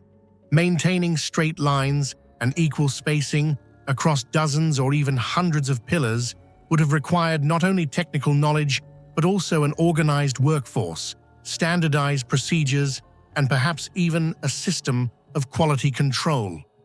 This implies a level of project management and coordination that is rarely discussed in the context of ancient construction, yet seems essential in this case. Some researchers have speculated that there may have been specialized tools made from perishable materials, wood, fiber, or other organic substances that have not survived the passage of time. These could have included measuring rods, calibrated cords, or alignment frames designed specifically for large-scale construction. If such tools existed, they would leave little to no archaeological trace, making them effectively invisible to modern investigators. This possibility adds another layer of complexity to the puzzle, suggesting that our understanding of ancient technology may be incomplete, not because it was primitive, but because it was ephemeral. There is also the question of knowledge transmission. The precision seen in the pillar grid did not emerge spontaneously. It must have been the result of accumulated experience, passed down through generations of builders and craftsmen. This knowledge may have been encoded in oral traditions, apprenticeship systems, or practical demonstrations, rather than written records. If so, then what we see at Polonnaruwa is not just the product of a single construction project, but the culmination of a long lineage of technical expertise, one that has largely vanished from the historical record. Adding to the intrigue is the near absence of visible correction or adjustment in the layout. In many ancient sites, irregularities can be observed where builders compensated for errors or adapted to changing conditions. At Polonnaruwa, however, the grid appears remarkably consistent, as though it was executed according to a clear and unwavering plan. This raises the possibility that the builders had a way of verifying their measurements continuously during construction, ensuring that deviations were corrected before they became significant. Whether this involved repeated remeasurement, visual alignment techniques, or some form of rudimentary surveying remains unknown. Ultimately, the Polonnaruwa Royal Palace pillar grid stands as a testament to a level of precision that feels almost anachronistic. It challenges the assumption that advanced measurement requires advanced technology, and it invites us to reconsider what ancient builders were truly capable of achieving. The mystery is not simply how the pillars were arranged, but how such accuracy was conceived, planned, and executed in an era without the tools we take for granted today. It is a reminder that sophistication does not always leave behind obvious traces, and that some of the most impressive achievements in human history may be hidden in plain sight, waiting to be recognized, questioned, and understood. In the end, the grid of pillars is more than an architectural feature. It is a silent record of human ingenuity, a pattern etched into stone that speaks of knowledge both revealed and lost. And as long as the methods behind its creation remain uncertain, it will continue to stand not just as a relic of the past, but as an enduring mystery, one that challenges us to look deeper, think harder, and acknowledge that the ancient world may still hold secrets far beyond our current understanding. What do you think? Was this incredible precision simply the result of perfectly executed simple methods? Or does it suggest that ancient builders possessed techniques we still don't fully understand? Share your thoughts in the comments below. Rising dramatically from the plains of northwestern Sri Lanka, the Yapahua Lion Staircase Citadel stands as one of the most visually striking and intellectually perplexing architectural achievements of the medieval South Asian world. Built atop a towering granite outcrop nearly 100 meters high, This fortress was more than a military installation. It was a symbol of authority, spiritual guardianship, and technological mastery. For a brief but significant period in the 13th century, Yapahua served as the capital of a kingdom, navigating political instability and external threats. Yet despite its strategic brilliance and imposing design, the citadel's legacy is defined not only by what remains, but also by what has been lost, altered, or never fully understood. At the heart of this enigmatic site lies the Lion's Staircase, known as a monumental ascent, carved in stone, once framed by the body of a colossal lion. Today, only the massive stone paws remain, silently guarding the steps that lead upward toward the ruins of a once grand palace. But beyond its symbolic power, Yapahua reveals something far more compelling, a level of craftsmanship and engineering precision that challenges assumptions about medieval construction capabilities in the region. The true mystery of Yapahua is not merely its location or symbolic design, but the extraordinary sophistication of its construction. Every element of the Lion's Staircase and the surrounding structures demonstrates a deliberate, almost mathematical precision that suggests an advanced understanding of both material and form. The staircase itself is not simply functional, it is sculptural. Each step is carefully proportioned, maintaining a consistent rhythm that allows both stability and visual harmony. The ascent is steep, yet not chaotic. Instead, it follows a calculated incline that balances accessibility with defensive advantage. This alone indicates a deep awareness of ergonomics and spatial planning. What is even more remarkable is the stonework. The granite blocks used in the construction appear to have been cut, shaped, and fitted with extraordinary accuracy. In many sections, the joints between stones are so tight that even a thin blade could not pass through them.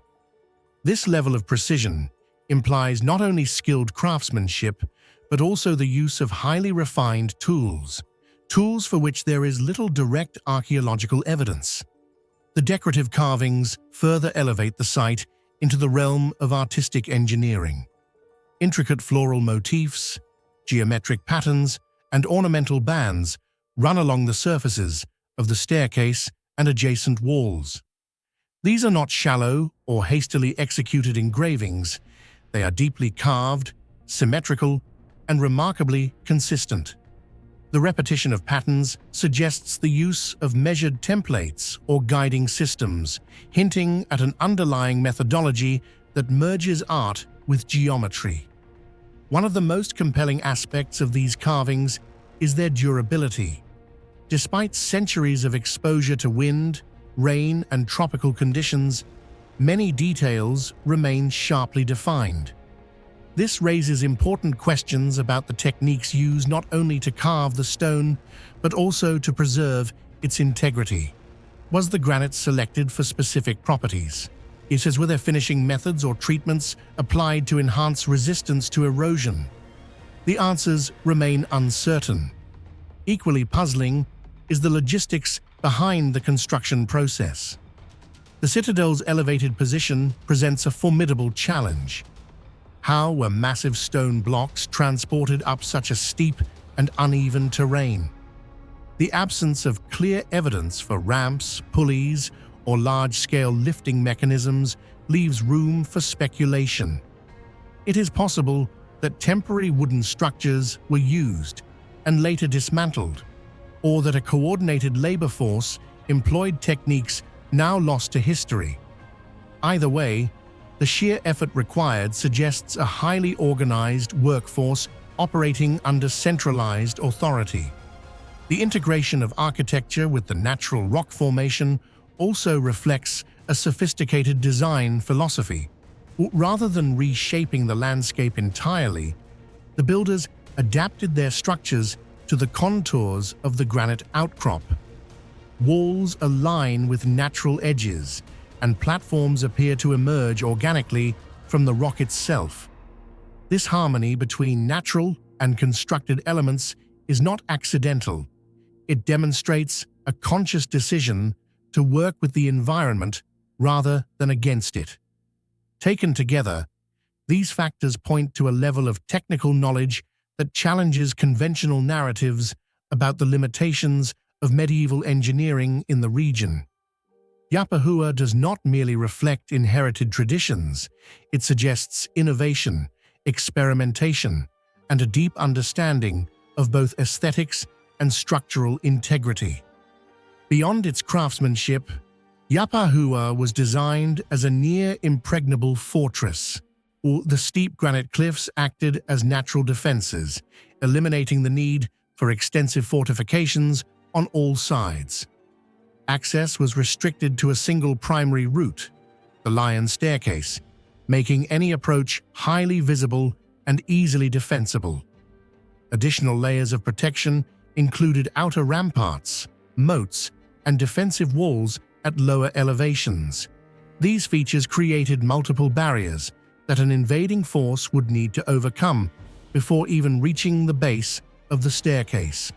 The design reflects a comprehensive understanding of military strategy, where geography and architecture are combined to maximize defensive efficiency. And yet, despite these advantages, the fortress did not endure as a long-term stronghold. This contradiction between apparent invincibility and historical vulnerability adds another layer of mystery to the site. Yapahua was not only a military and political center, but also a spiritual one. It served as a repository for the sacred tooth relic of the Buddha, an object of immense religious significance and a symbol of legitimate rule in Sri Lanka. By housing the relic, the rulers of Yapahua reinforced their authority both politically and spiritually. The decision to place such a revered object within a fortified citadel suggests a convergence of faith and security. However, it also raises important questions. Was the location chosen purely for protection, or did its elevation and isolation carry deeper symbolic meaning? Did the ascent up the Lion's Staircase represent not only a physical journey, but also a ritual or spiritual passage? Despite its strength and significance, Yapahua's prominence was short-lived. Historical accounts indicate that it fell to invading forces from South India, who seized the sacred tooth relic and disrupted the political order. After this event, the citadel was largely abandoned. What followed is less clear. Unlike other capitals that were rebuilt or reoccupied, Yapahua faded into obscurity. The reasons for this remain debated.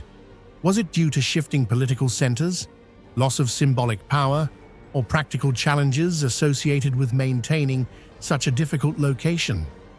Or did the very features that made it strong also make it unsustainable in the long term? Today, the Yapahua Lion's Staircase Citadel stands as a haunting reminder of a civilization capable of remarkable achievement. Its surviving structures speak of precision, ambition, and a mastery of stone that continues to inspire admiration and curiosity. Yet for every answer it provides, it raises new questions. How did its builders achieve such extraordinary levels of detail and durability? What tools and techniques were employed? And why have they left so little trace? Why did such a formidable stronghold fall so quickly, and why was it never fully revived? In the silence of its weathered stones, Yapahua continues to challenge our understanding of the past. It is not merely a ruin, it is an unresolved narrative, carved into granite, waiting to be interpreted. What do you think? Were the construction techniques of Yapahua the result of lost knowledge, or simply a level of skill we have yet to fully appreciate? Share your thoughts below.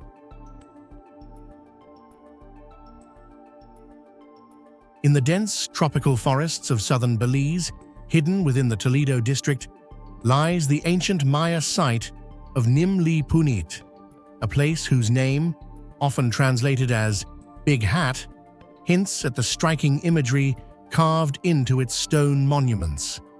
Yet beyond its poetic name, Nimli Punit holds a deeper and more compelling mystery, a collection of towering stelae that stand among the most extraordinary achievements of Maya stonework. These monuments are not merely decorative relics of a distant past, they are enduring records of power, belief, and human ingenuity carved into stone with a level of sophistication that continues to challenge modern understanding. Among all the features of this site, it is the unusual height, precision, and artistic mastery of its stelae that set Nimli Punit apart, and raising profound questions about how such feats were accomplished in an environment as unforgiving as the ancient jungle. The stelae of Nimli Punit are remarkable first and foremost for their sheer scale. Some rise to heights of 8 to 9 meters, placing them among the tallest known examples in the Maya world. These massive slabs of stone were quarried, transported, carved, and erected without the use of metal tools, wheeled vehicles, or large draft animals, limitations that make their existence all the more astonishing. Each stela stands as a testament to the coordination, labor, and technical knowledge of the people who created them. The logistics alone are staggering. Moving multi-ton stone blocks across uneven terrain, likely through dense forest. It would have required not only manpower, but also advanced planning and engineering strategies. How these ancient builders achieved such precision and efficiency without modern technology remains one of the central mysteries of the site. Equally extraordinary is the level of detail carved into the surfaces of these towering stones. The stelae depict rulers adorned in elaborate ceremonial attire, often dominated by enormous headdresses that extend far above their heads. These headdresses are intricately rendered, featuring complex patterns, symbolic elements, and possibly representations of deities or cosmic forces. The proportions are carefully balanced despite the vertical scale of the monuments, suggesting a deep understanding of visual composition and spatial design. Every line appears deliberate, every curve controlled, and indicating not only artistic skill but also a disciplined methodology in execution. The artisans who created these works were not merely craftsmen. They were highly trained specialists operating within a sophisticated cultural and symbolic system. What makes this craftsmanship even more puzzling is the absence of metal tools. The Maya are believed to have used stone tools, such as obsidian blades and harder stones, for hammering and shaping to carve these intricate designs. Achieving such fine detail with these materials would have required immense patience and precision, as well as techniques that are not fully understood today. The consistency across multiple stelae suggests standardized methods or shared knowledge among artisans, hinting at an organized tradition of stone carving that may have been passed down through generations. Yet despite extensive research, archaeologists have not fully reconstructed the exact processes used to produce these masterpieces. The height of the stelae introduces another layer of complexity. Carving detailed imagery onto such tall vertical surfaces would have required scaffolding or other support structures.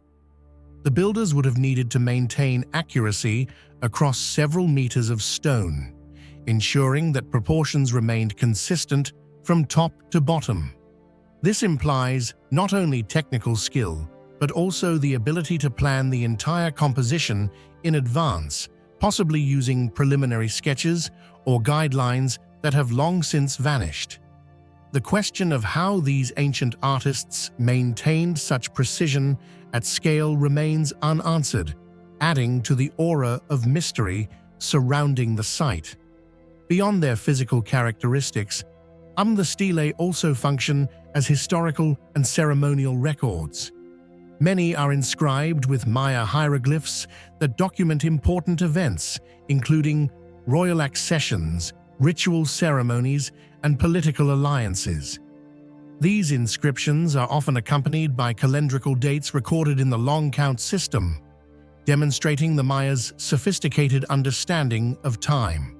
The integration of text and imagery transforms each stela into a multi-dimensional artifact, part sculpture, part historical document, and part sacred object.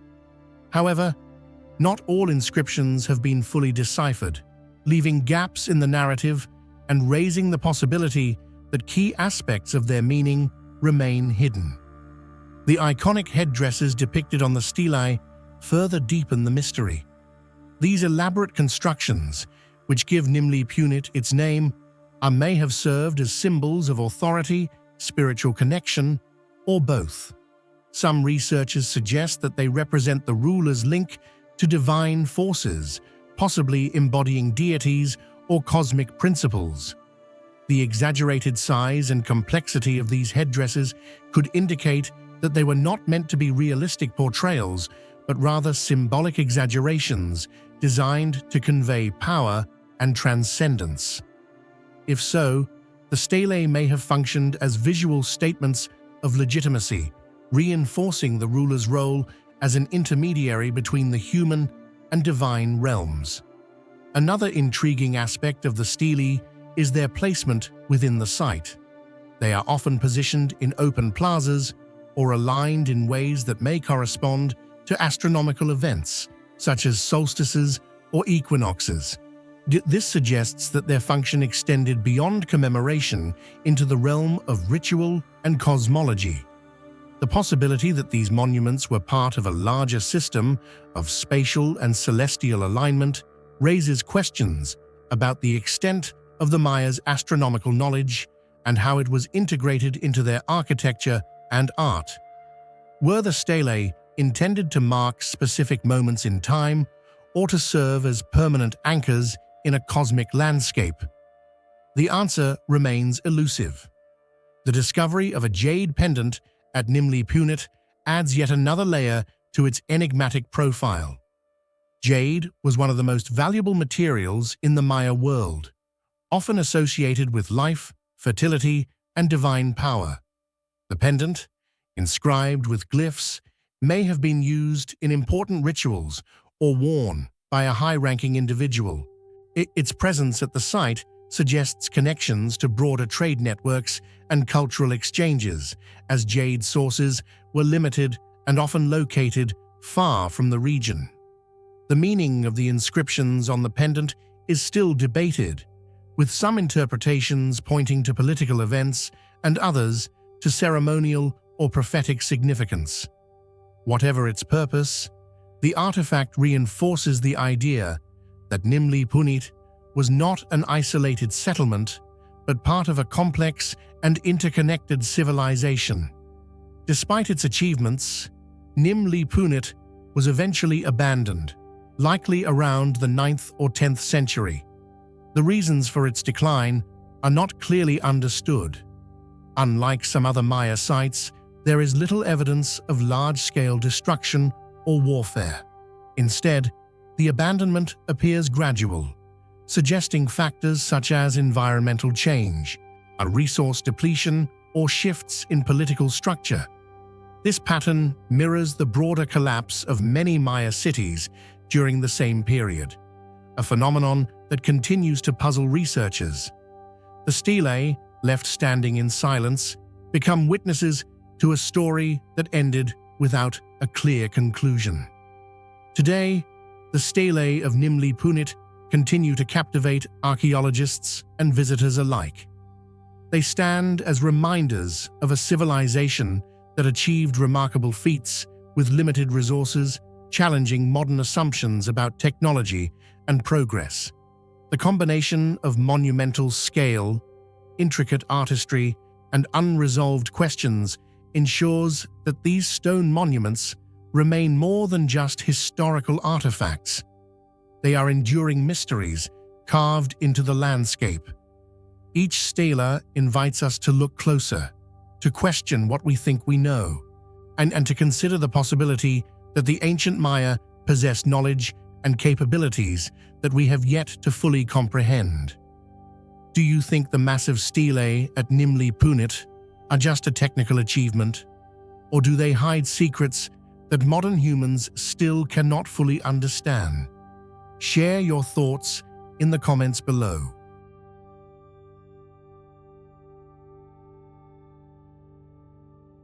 Across the dense forests and rolling farmlands of West Africa, particularly in the border regions of Sierra Leone, Guinea, and Liberia, a quiet mystery lies buried beneath the soil. One that does not announce itself with towering ruins or monumental architecture, but instead with small, silent figures carved from stone. These are the Kissi stone carvings, often referred to as nomoli, enigmatic artifacts that have puzzled archaeologists, historians, and local communities alike for generations. At first glance, they may seem modest in scale, easily overlooked in a world fascinated by pyramids and temples. Yet the deeper one looks, the more unsettling their presence becomes. Their forms are human-like, but not entirely human. Rounded heads, exaggerated eyes, compressed bodies, and expressions that seem frozen between familiarity and alien abstraction. Each piece appears deliberate, crafted with intention, yet detached from any known artistic lineage in the region. And this is where the mystery begins, not with what they are, but with the profound uncertainty of where they come from. The Kissi people who inhabit these regions today do not claim authorship of these carvings. In fact, their relationship with the figures is one of inherited reverence, rather than cultural continuity. They refer to them as relics of a time before memory, objects that simply have always been there. Passed down through oral traditions, the stories surrounding these figures speak not of creation, but of discovery, of ancestors who found them already buried in the earth, as though they had been placed there by an earlier and forgotten presence. This absence of origin is not a minor gap in knowledge. It is the central enigma that defines the Kissi stone carvings. In archaeology, artifacts are typically anchored to a culture, a timeline, a sequence of development. Here, that chain is broken. There is no clear civilization to attribute them to, no settlement definitively linked to their production, no written record that even hints at their existence. They emerge from the ground without context, like fragments of a story whose beginning has been erased. Attempts to trace their origin have led researchers down multiple paths, none of which have yielded definitive answers. Some scholars suggest that the carvings may belong to a pre-Kissi culture, a society that once thrived in the region but disappeared long before written history took hold.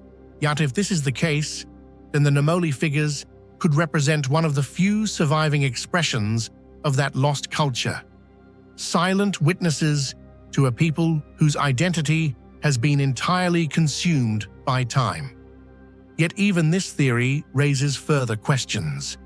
If such a culture existed, where are its settlements, its tools, its burial sites? Why do the carvings appear in isolation, often unearthed in farmland, with no accompanying structures or artifacts? It is as if the creators of these figures left behind only these small, enduring symbols, while everything else vanished without a trace.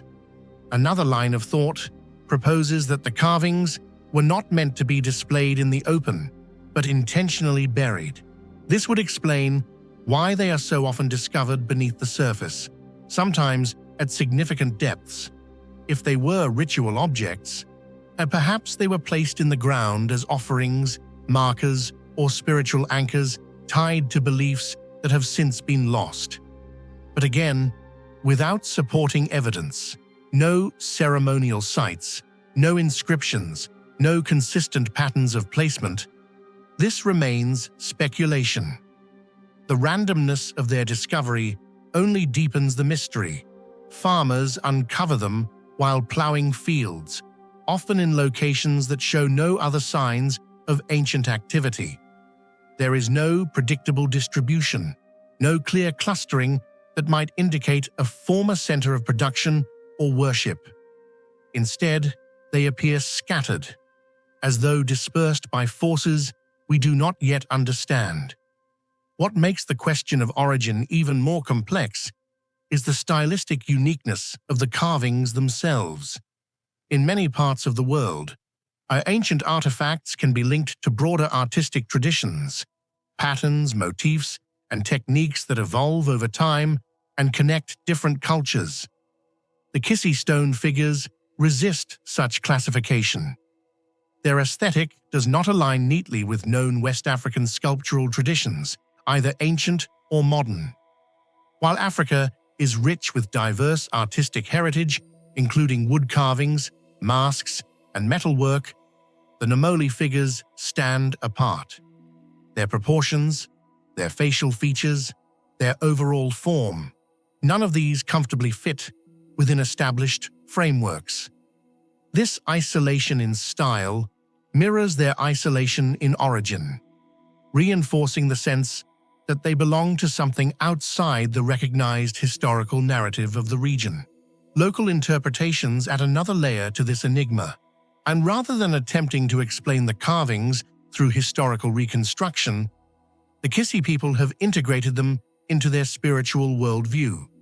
The figures are believed to possess protective or beneficial powers, particularly in agriculture. They are sometimes placed in fields to ensure fertility, good harvests, and protection from misfortune. In this sense, the carvings have been given a new purpose, one that is rooted in present-day belief rather than ancient intent. Yet even this usage acknowledges their mystery. They are not seen as objects made by ancestors in the traditional sense, but as inheritances from a deeper, more obscure past. Their power in the eyes of the community may even stem from this very unknown origin, an aura of something ancient, unexplainable, and therefore potent. Modern scientific methods have attempted to shed light on the issue, but with limited success. Dating stone itself is notoriously difficult, especially when it lacks organic material. Researchers must rely on the surrounding soil layers, the context in which the figures are found, and indirect comparisons with other artifacts. These methods can provide rough estimates, suggesting that some of the carvings may be several hundred to over 1,000 years old. However, without a clear cultural framework, these dates do little to answer the fundamental question: who made them and why? The absence of inscriptions or markings further complicates matters. There is no written language etched into the stone, no symbols that can be decoded to reveal meaning or identity. The figures remain silent, and offering no direct clues to their creators. Comparisons with other mysterious artifacts around the world only highlight how unusual the Kissi carvings are. In places like Mesoamerica or the Mediterranean, even the most enigmatic objects can usually be placed within a broader cultural or historical context. There are layers of evidence, architectural remains, written records, artistic continuity that help frame their existence. The Nomoli figures, by contrast, seem to exist in a vacuum. They are not part of a larger, visible system. They do not lead to ruins or cities waiting to be uncovered. Instead, they stand alone, small and self-contained, as if they are all that remains of something much greater that has been completely erased. This raises a more unsettling possibility, that the history of human activity in this region is far more complex than currently understood. Perhaps there were cultures that rose and fell without leaving the kinds of traces archaeologists typically rely on. Perhaps environmental factors, Dense vegetation, shifting soils, climatic changes have obscured or destroyed evidence that once existed. Or perhaps the Nomoli figures represent a tradition that was intentionally hidden, its meaning preserved only in forms that could endure underground. Each of these possibilities challenges the conventional boundaries of what we consider knowable history. In the end, the Kissy stone carving sites are not defined by what we know about them, but by what we do not. Their greatest significance lies in their resistance to explanation, in their ability to remain outside the frameworks that usually bring clarity to the past. They are reminders that history is not always a complete narrative, that there are gaps, sometimes vast ones, where entire chapters have been lost. The question of their origin remains open, and perhaps that is what gives them their enduring power. They invite us to imagine, to question, and to confront the limits of our understanding. Are they the remnants of a forgotten civilization, their meaning buried along with their creators? Are they ritual objects whose purpose has been severed from memory? Or are they something else entirely? Artifacts that belong to a story we have not yet learned how to read.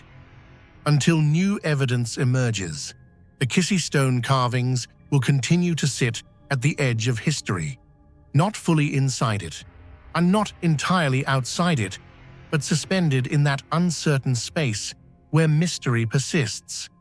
Do you think the Kissy stone carvings are remnants of a lost civilization, or simply ritual objects misunderstood over time? Share your thoughts in the comments below.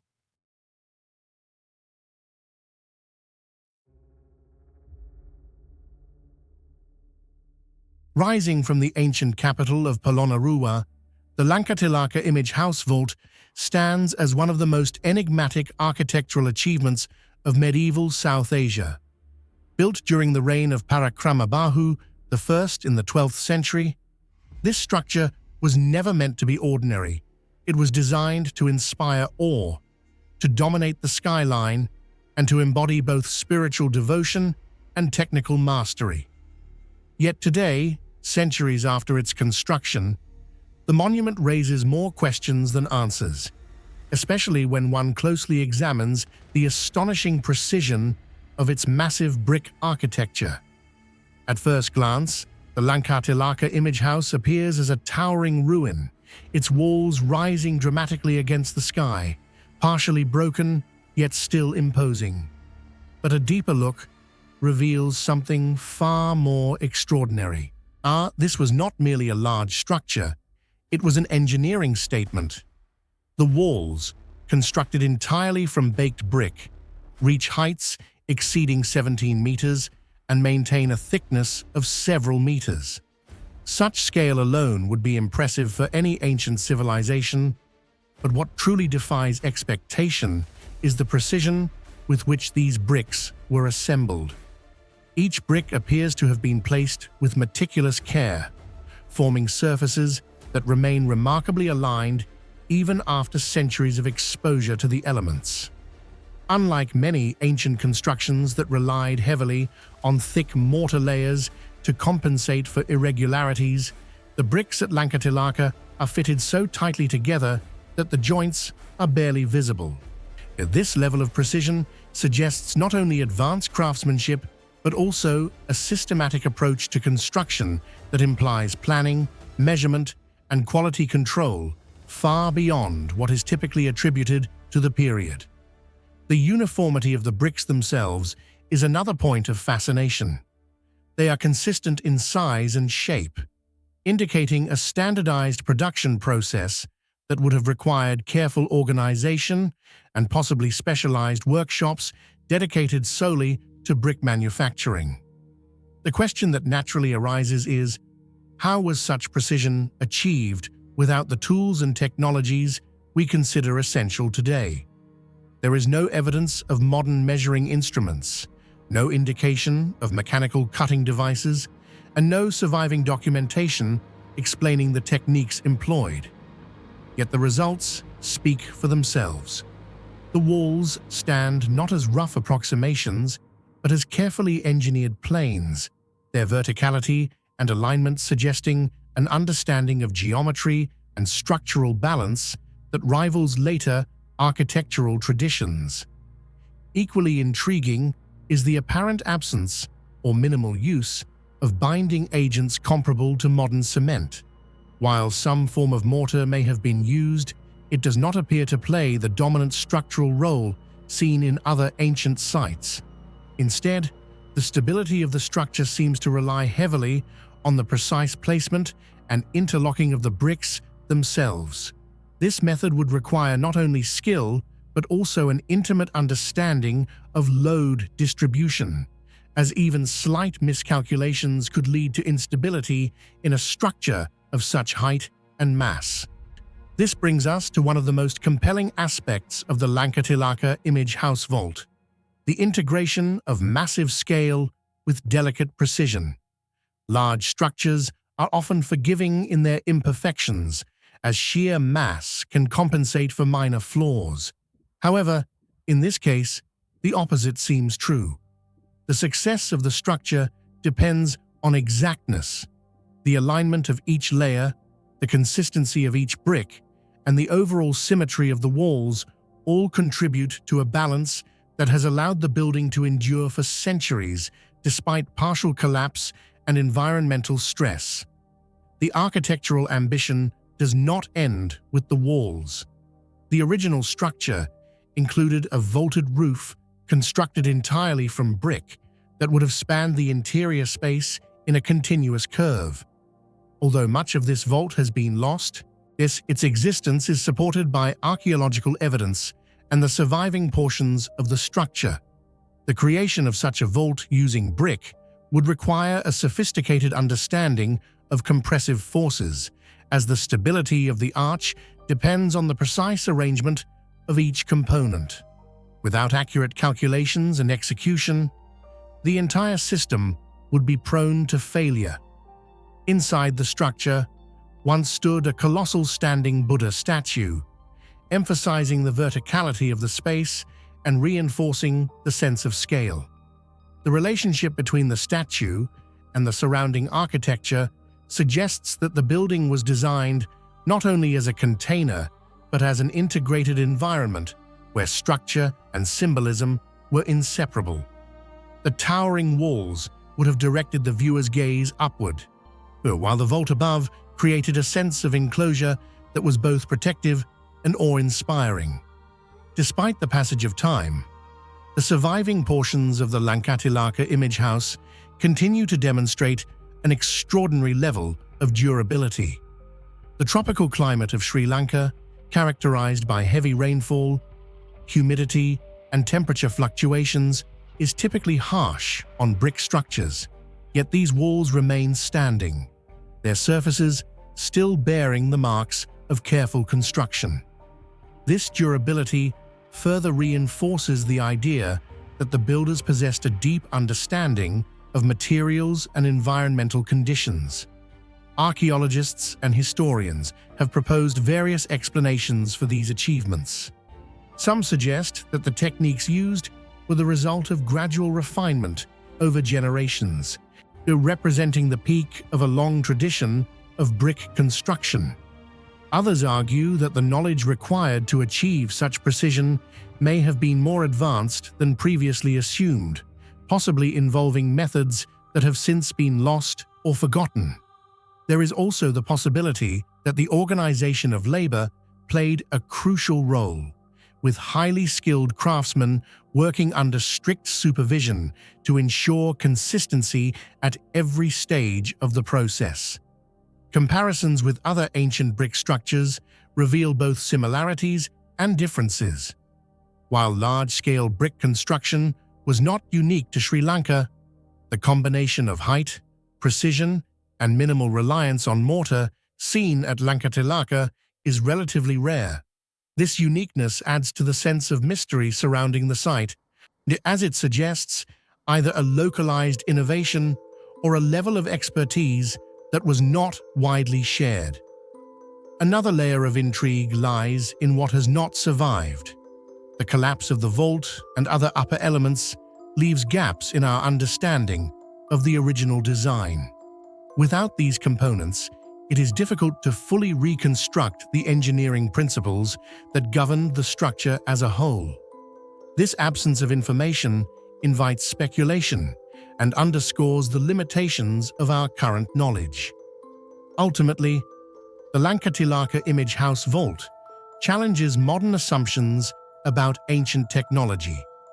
It serves as a reminder that sophistication in construction is not solely a product of modern tools, but can also arise from skill, experience, and a deep understanding of fundamental principles. The precision of its brickwork is not merely a technical detail, it is a testament to a level of craftsmanship that continues to inspire admiration and curiosity. Was this achievement the result of methods we have yet to rediscover, or does it reflect a tradition of knowledge that has simply faded from memory? The answer remains uncertain. What is clear, however, is that the Lankatilaka Image House stands as a powerful example of what ancient builders were capable of accomplishing, an enduring monument to precision, ingenuity, and the enduring mystery of the past. Do you think the astonishing precision of Lankatilaka is simply underestimated ancient engineering, or evidence of lost knowledge? Share your thoughts in the comments below.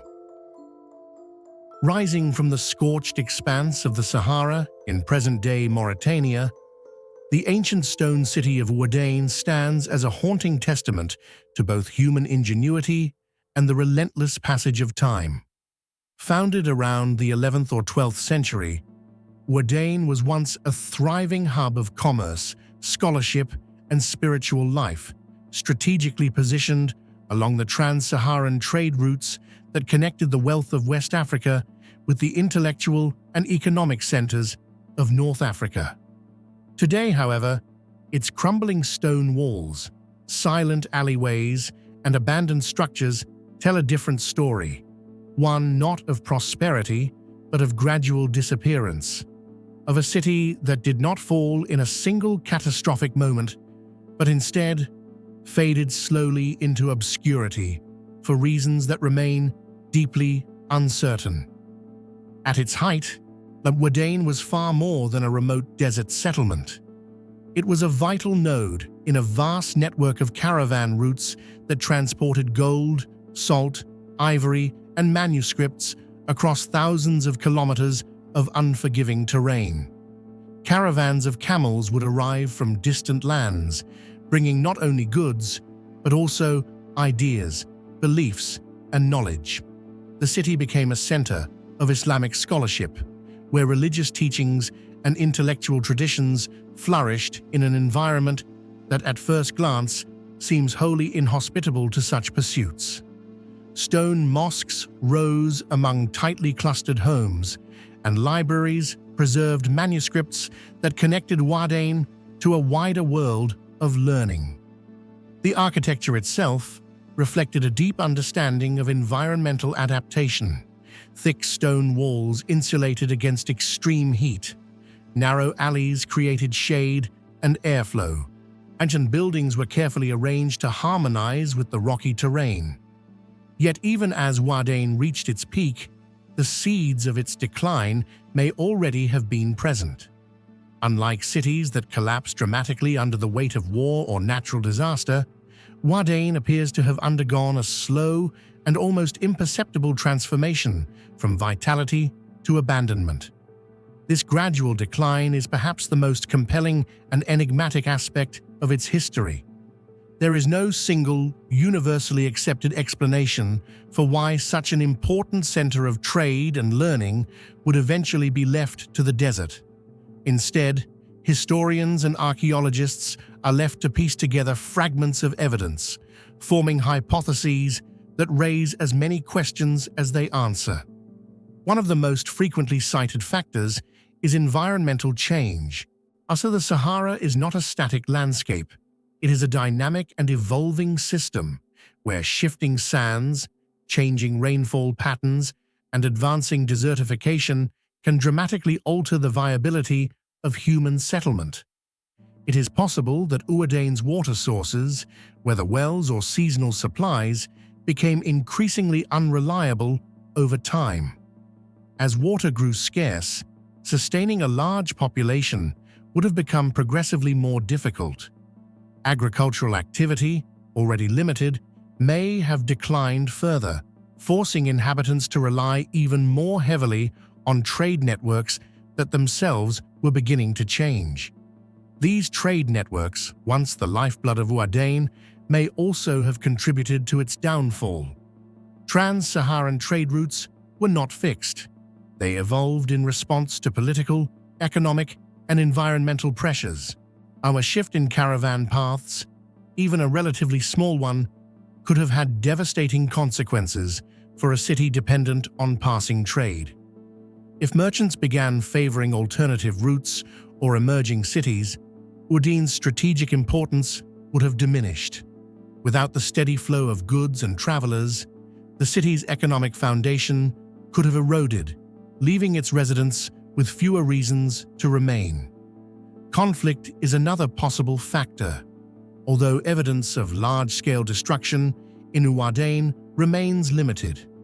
Unlike cities that bear clear signs of conquest, such as burn layers, widespread devastation, or sudden abandonment, Uadane does not show obvious traces of a violent end. This lack of dramatic evidence only deepens the mystery. If conflict did play a role, and it may have been indirect, regional instability could have disrupted trade networks, discouraged long-distance travel, or made the area less safe for merchants and scholars alike.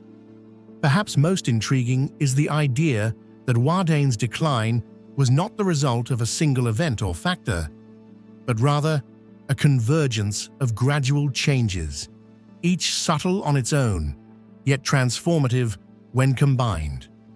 A slight decrease in rainfall, a modest shift in trade routes, and a gradual decline in population.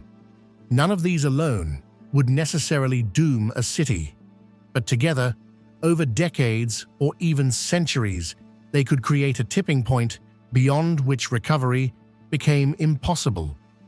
In this sense, Uadane's disappearance is less a story of sudden collapse and more a story of slow erosion, economic, environmental, and social.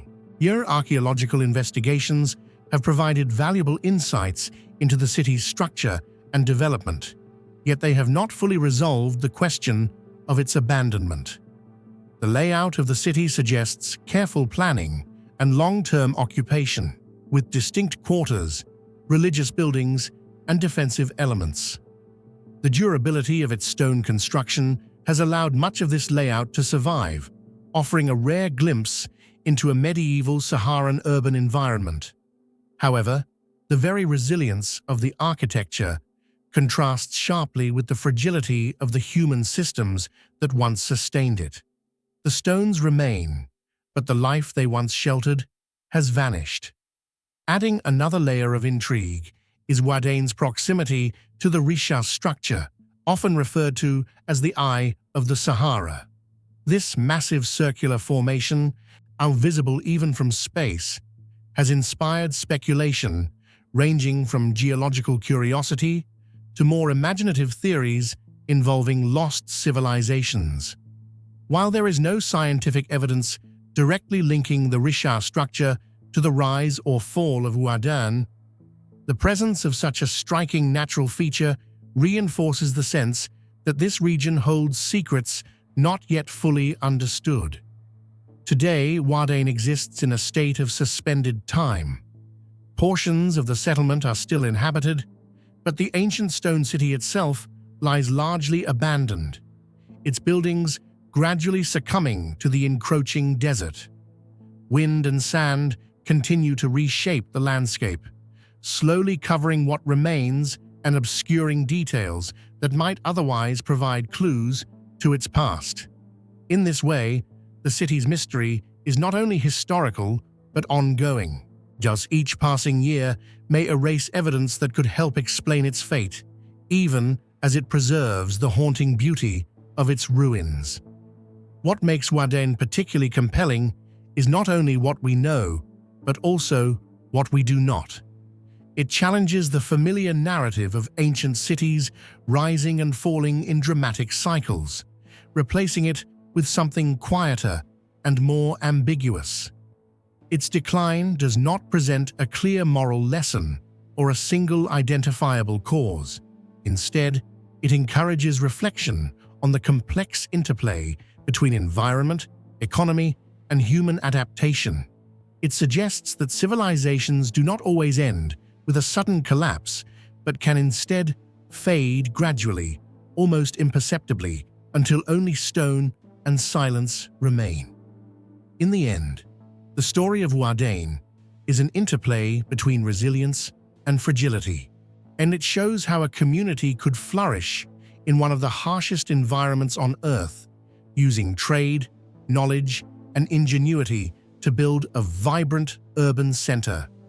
At the same time, it reveals how delicate that balance truly was, and how easily it could be disrupted by both visible and unseen forces. The unanswered questions surrounding the city's decline are not merely gaps in the historical record. They are reminders of the limits of human understanding. Standing among the ruins of Wardain, looking out across the vast desert that both sustained and consumed it, one cannot help but feel a profound sense of uncertainty. Was it the shifting sands that sealed the city's fate, or the changes in trade routes that drained its lifeblood, or a combination of factors too subtle to fully reconstruct? Or is there still a part of the story yet to be uncovered, buried beneath layers of stone and sand?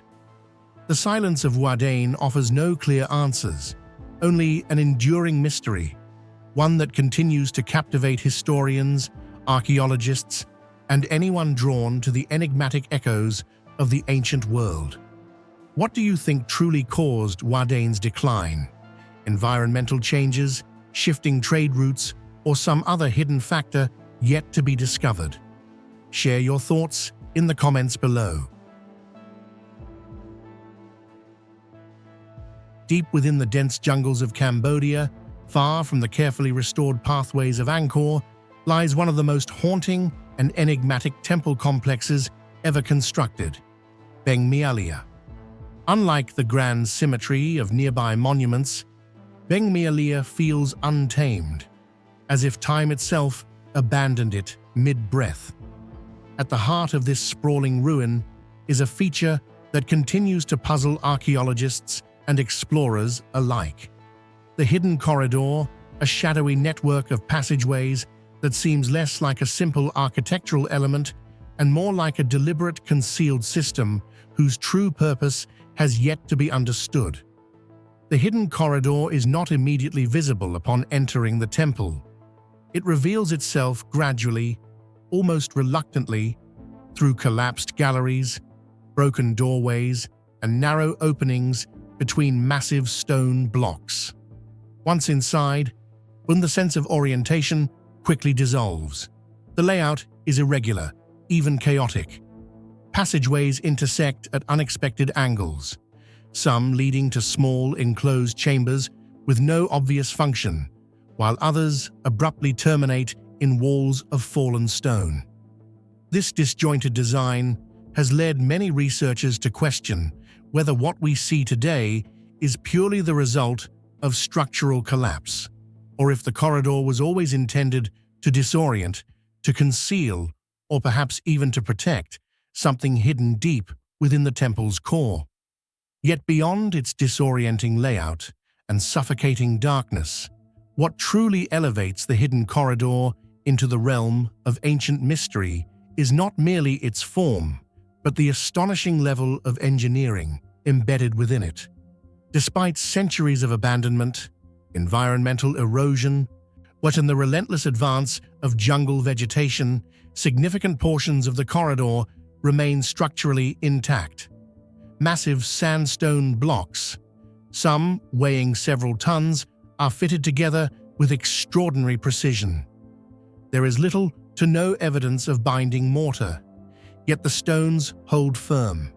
Their surfaces align so closely that even after hundreds of years, the seams between them remain remarkably tight.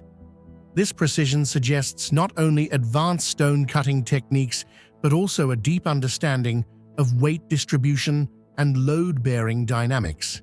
In several sections, remnants of corbelled vaulting can still be observed, an architectural method in which successive layers of stone are slightly offset inward until they meet at the top, forming a stable ceiling without the need for a true arch. This technique, seen throughout Angkorian architecture, is executed here within confined and irregular spaces, raising significant questions. How were such heavy stones lifted and positioned in narrow corridors with limited access? What tools were used to ensure alignment in such constrained environments? And perhaps most intriguingly, how did the builders maintain structural integrity in a layout that appears so complex and fragmented? Transporting the raw materials alone would have been a monumental task. The sandstone used in Beng Mialea is believed to have been quarried from locations many kilometers away. Moving these massive blocks through dense forest terrain without modern machinery would have required a highly organized labor force and sophisticated logistical planning.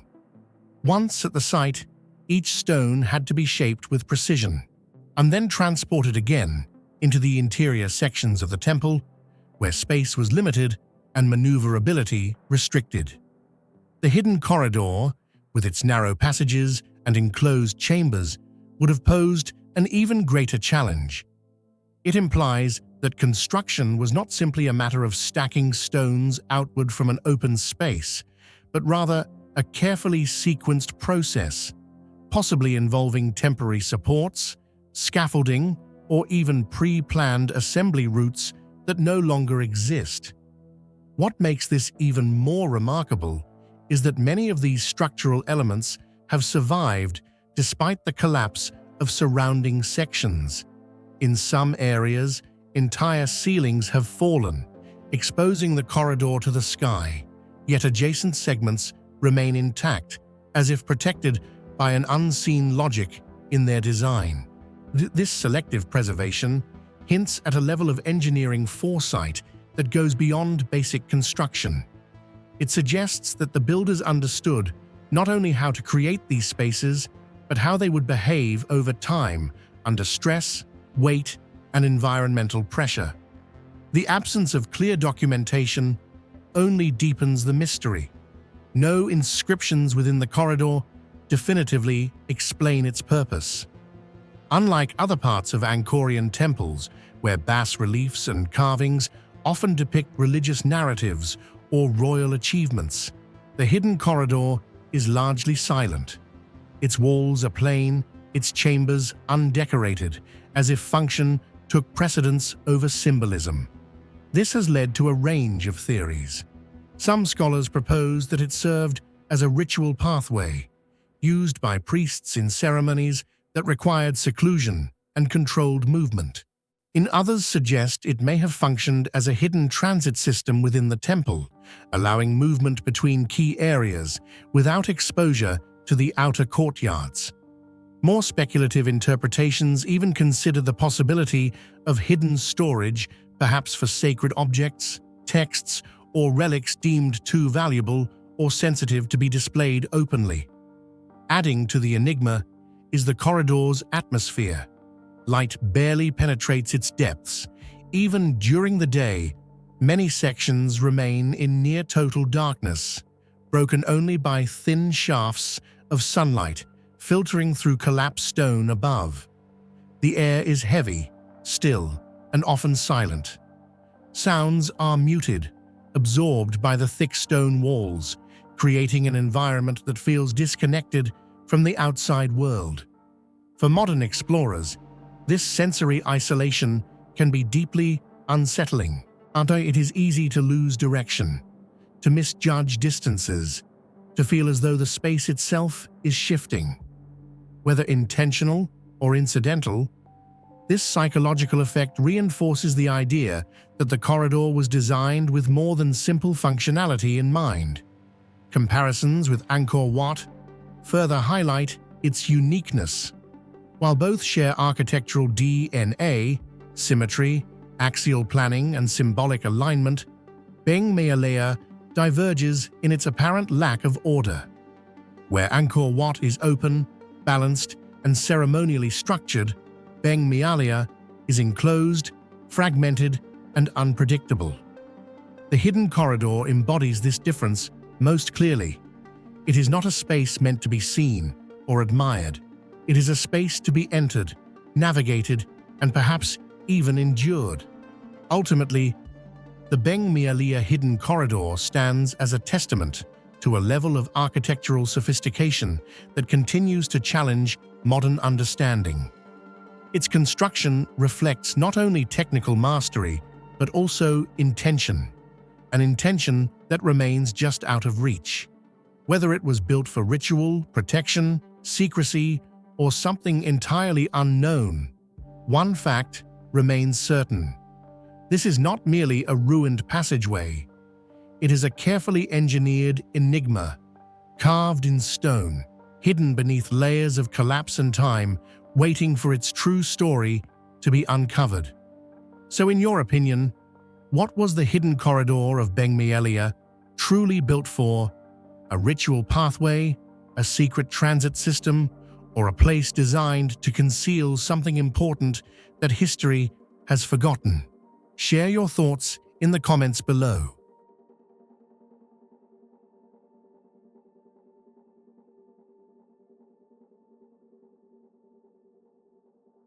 In the quiet plains of north-central Sri Lanka, far from the crowded paths of modern tourism, stands one of the most intriguing and enigmatic architectural achievements of the ancient world, the Madirigiriya Vatadaj. At first glance, it appears as a serene and symmetrical ruin. Rows of stone pillars rising in concentric circles, embracing a central stupa and 4 seated Buddha statues. But beneath this calm and balanced exterior lies a structure that continues to challenge historians, archaeologists, and engineers alike. The Madirigiriya Vatadaj is not merely a religious monument. It is a silent testament to a level of precision, planning, and construction sophistication that seems far ahead of its time.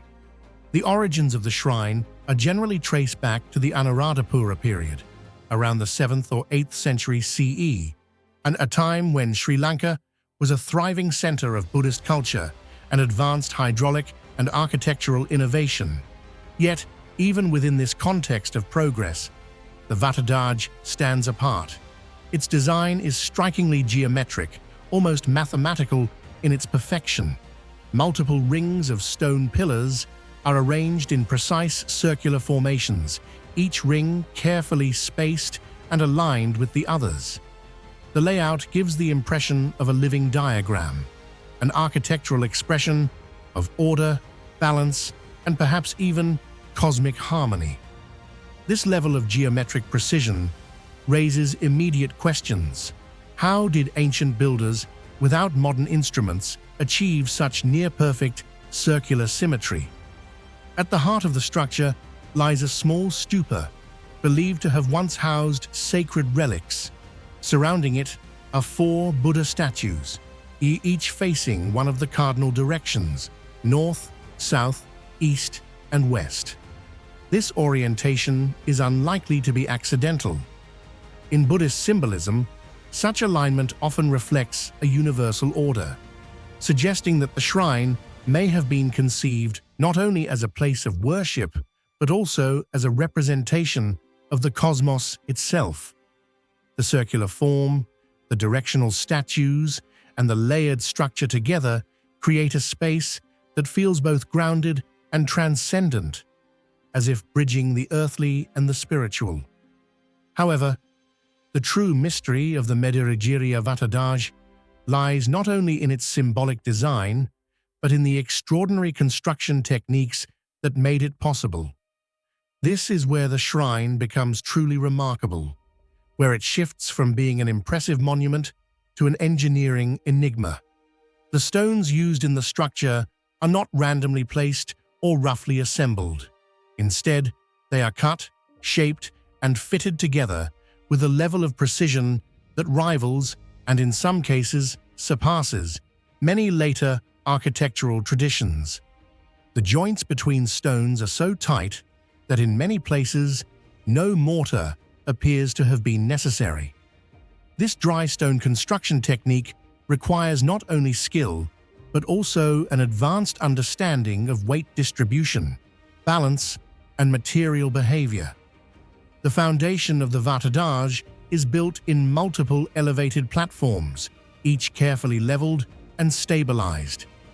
These platforms are not merely decorative, they serve a crucial structural purpose. By distributing the weight of the pillars and any superstructure that once existed above them, the builders ensured that the monument could withstand the stresses of time, weather, and even seismic activity.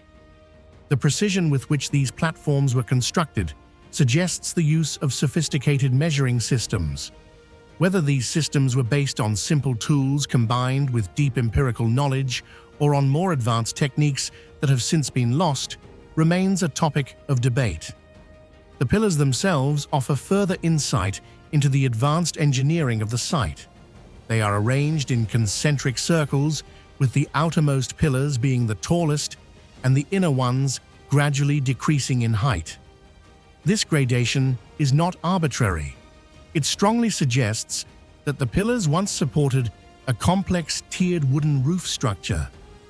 Although the wood has long since decayed, in the stone framework remains as evidence of a carefully planned architectural system. Reconstructing this roof in the mind reveals a structure that was likely both functional and aesthetically striking, possibly resembling a multi-layered dome or canopy that protected the central stupa. What is particularly fascinating is the uniformity of the pillars. Despite being carved from individual blocks of stone, they exhibit remarkable consistency in shape, size, and spacing.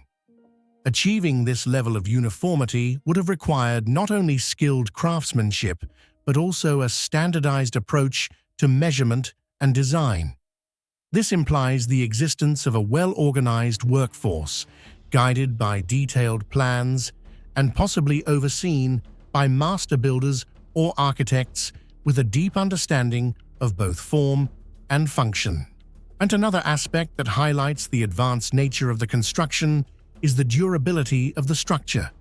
Over more than 1,000 years, the Medirigiri of Vatadaj has endured tropical weather, vegetation growth, and the gradual erosion of time.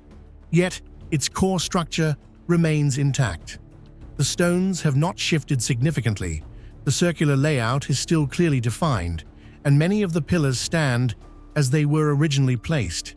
This longevity is not accidental. It is the result of deliberate choices in material selection, construction technique, and site planning. The builders appear to have anticipated the challenges posed by the environment and designed the structure to withstand them. This raises an important question. How much did the ancient builders truly understand about engineering principles that we often consider modern?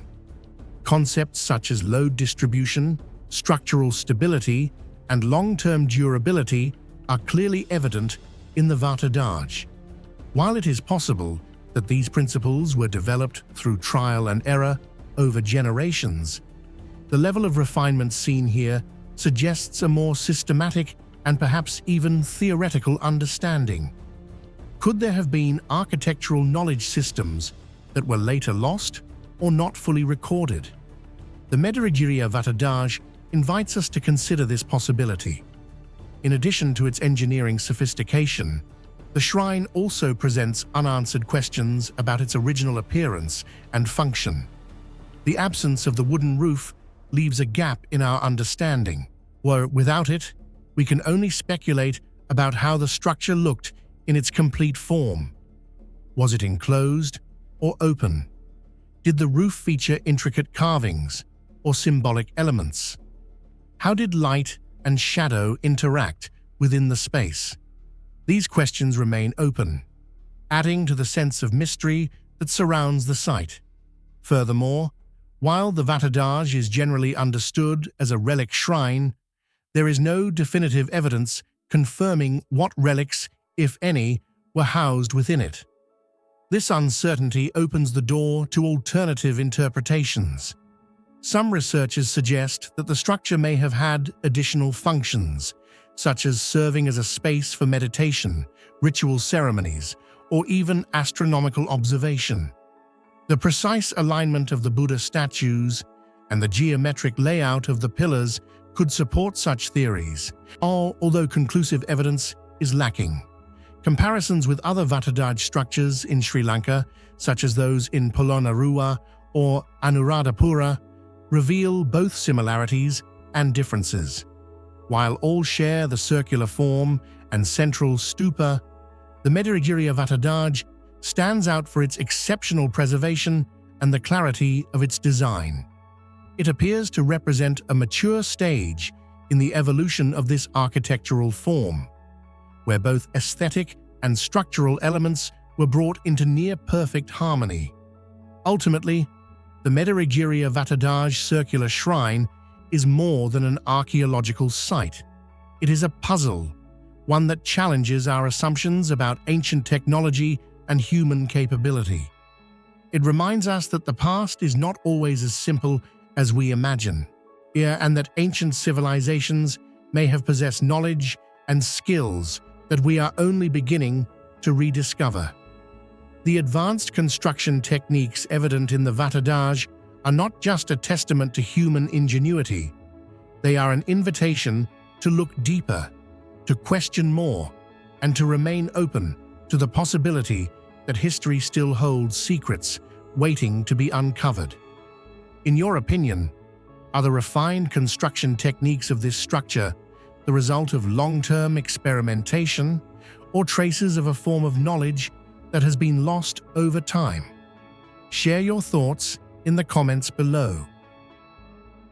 In the remote plains of northern Tanzania, near the volcanic highlands of East Africa, lies one of the most extraordinary archaeological discoveries ever made, the Lutoli footprint site.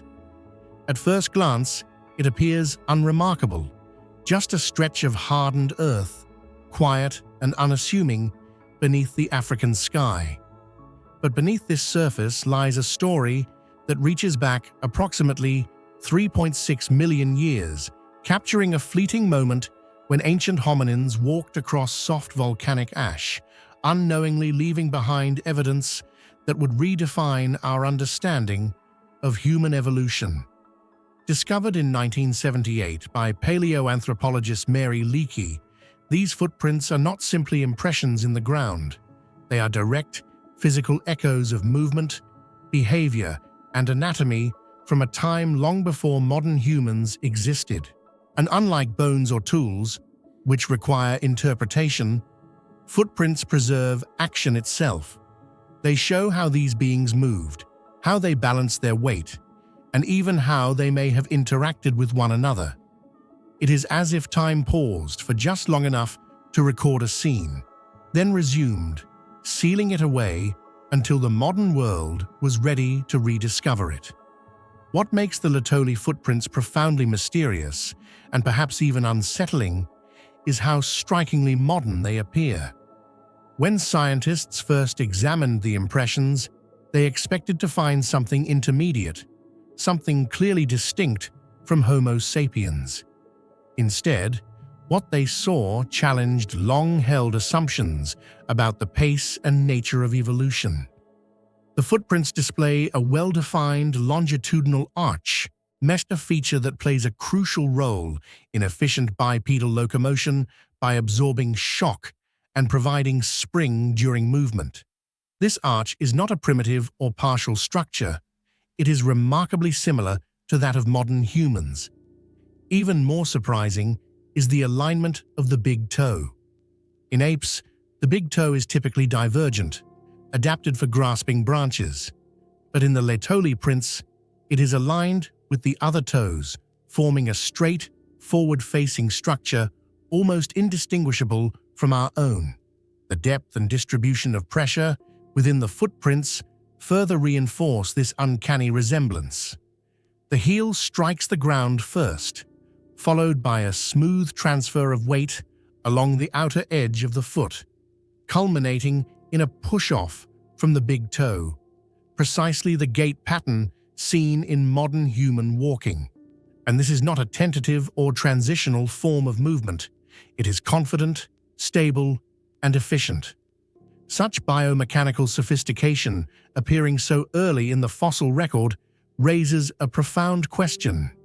How could a species like Australopithecus afarensis, with a relatively small brain and other primitive traits, possess a walking style so advanced that it mirrors our own? This paradox lies at the heart of the Laetoli mystery. Evolution is often imagined as a gradual, step-by-step progression.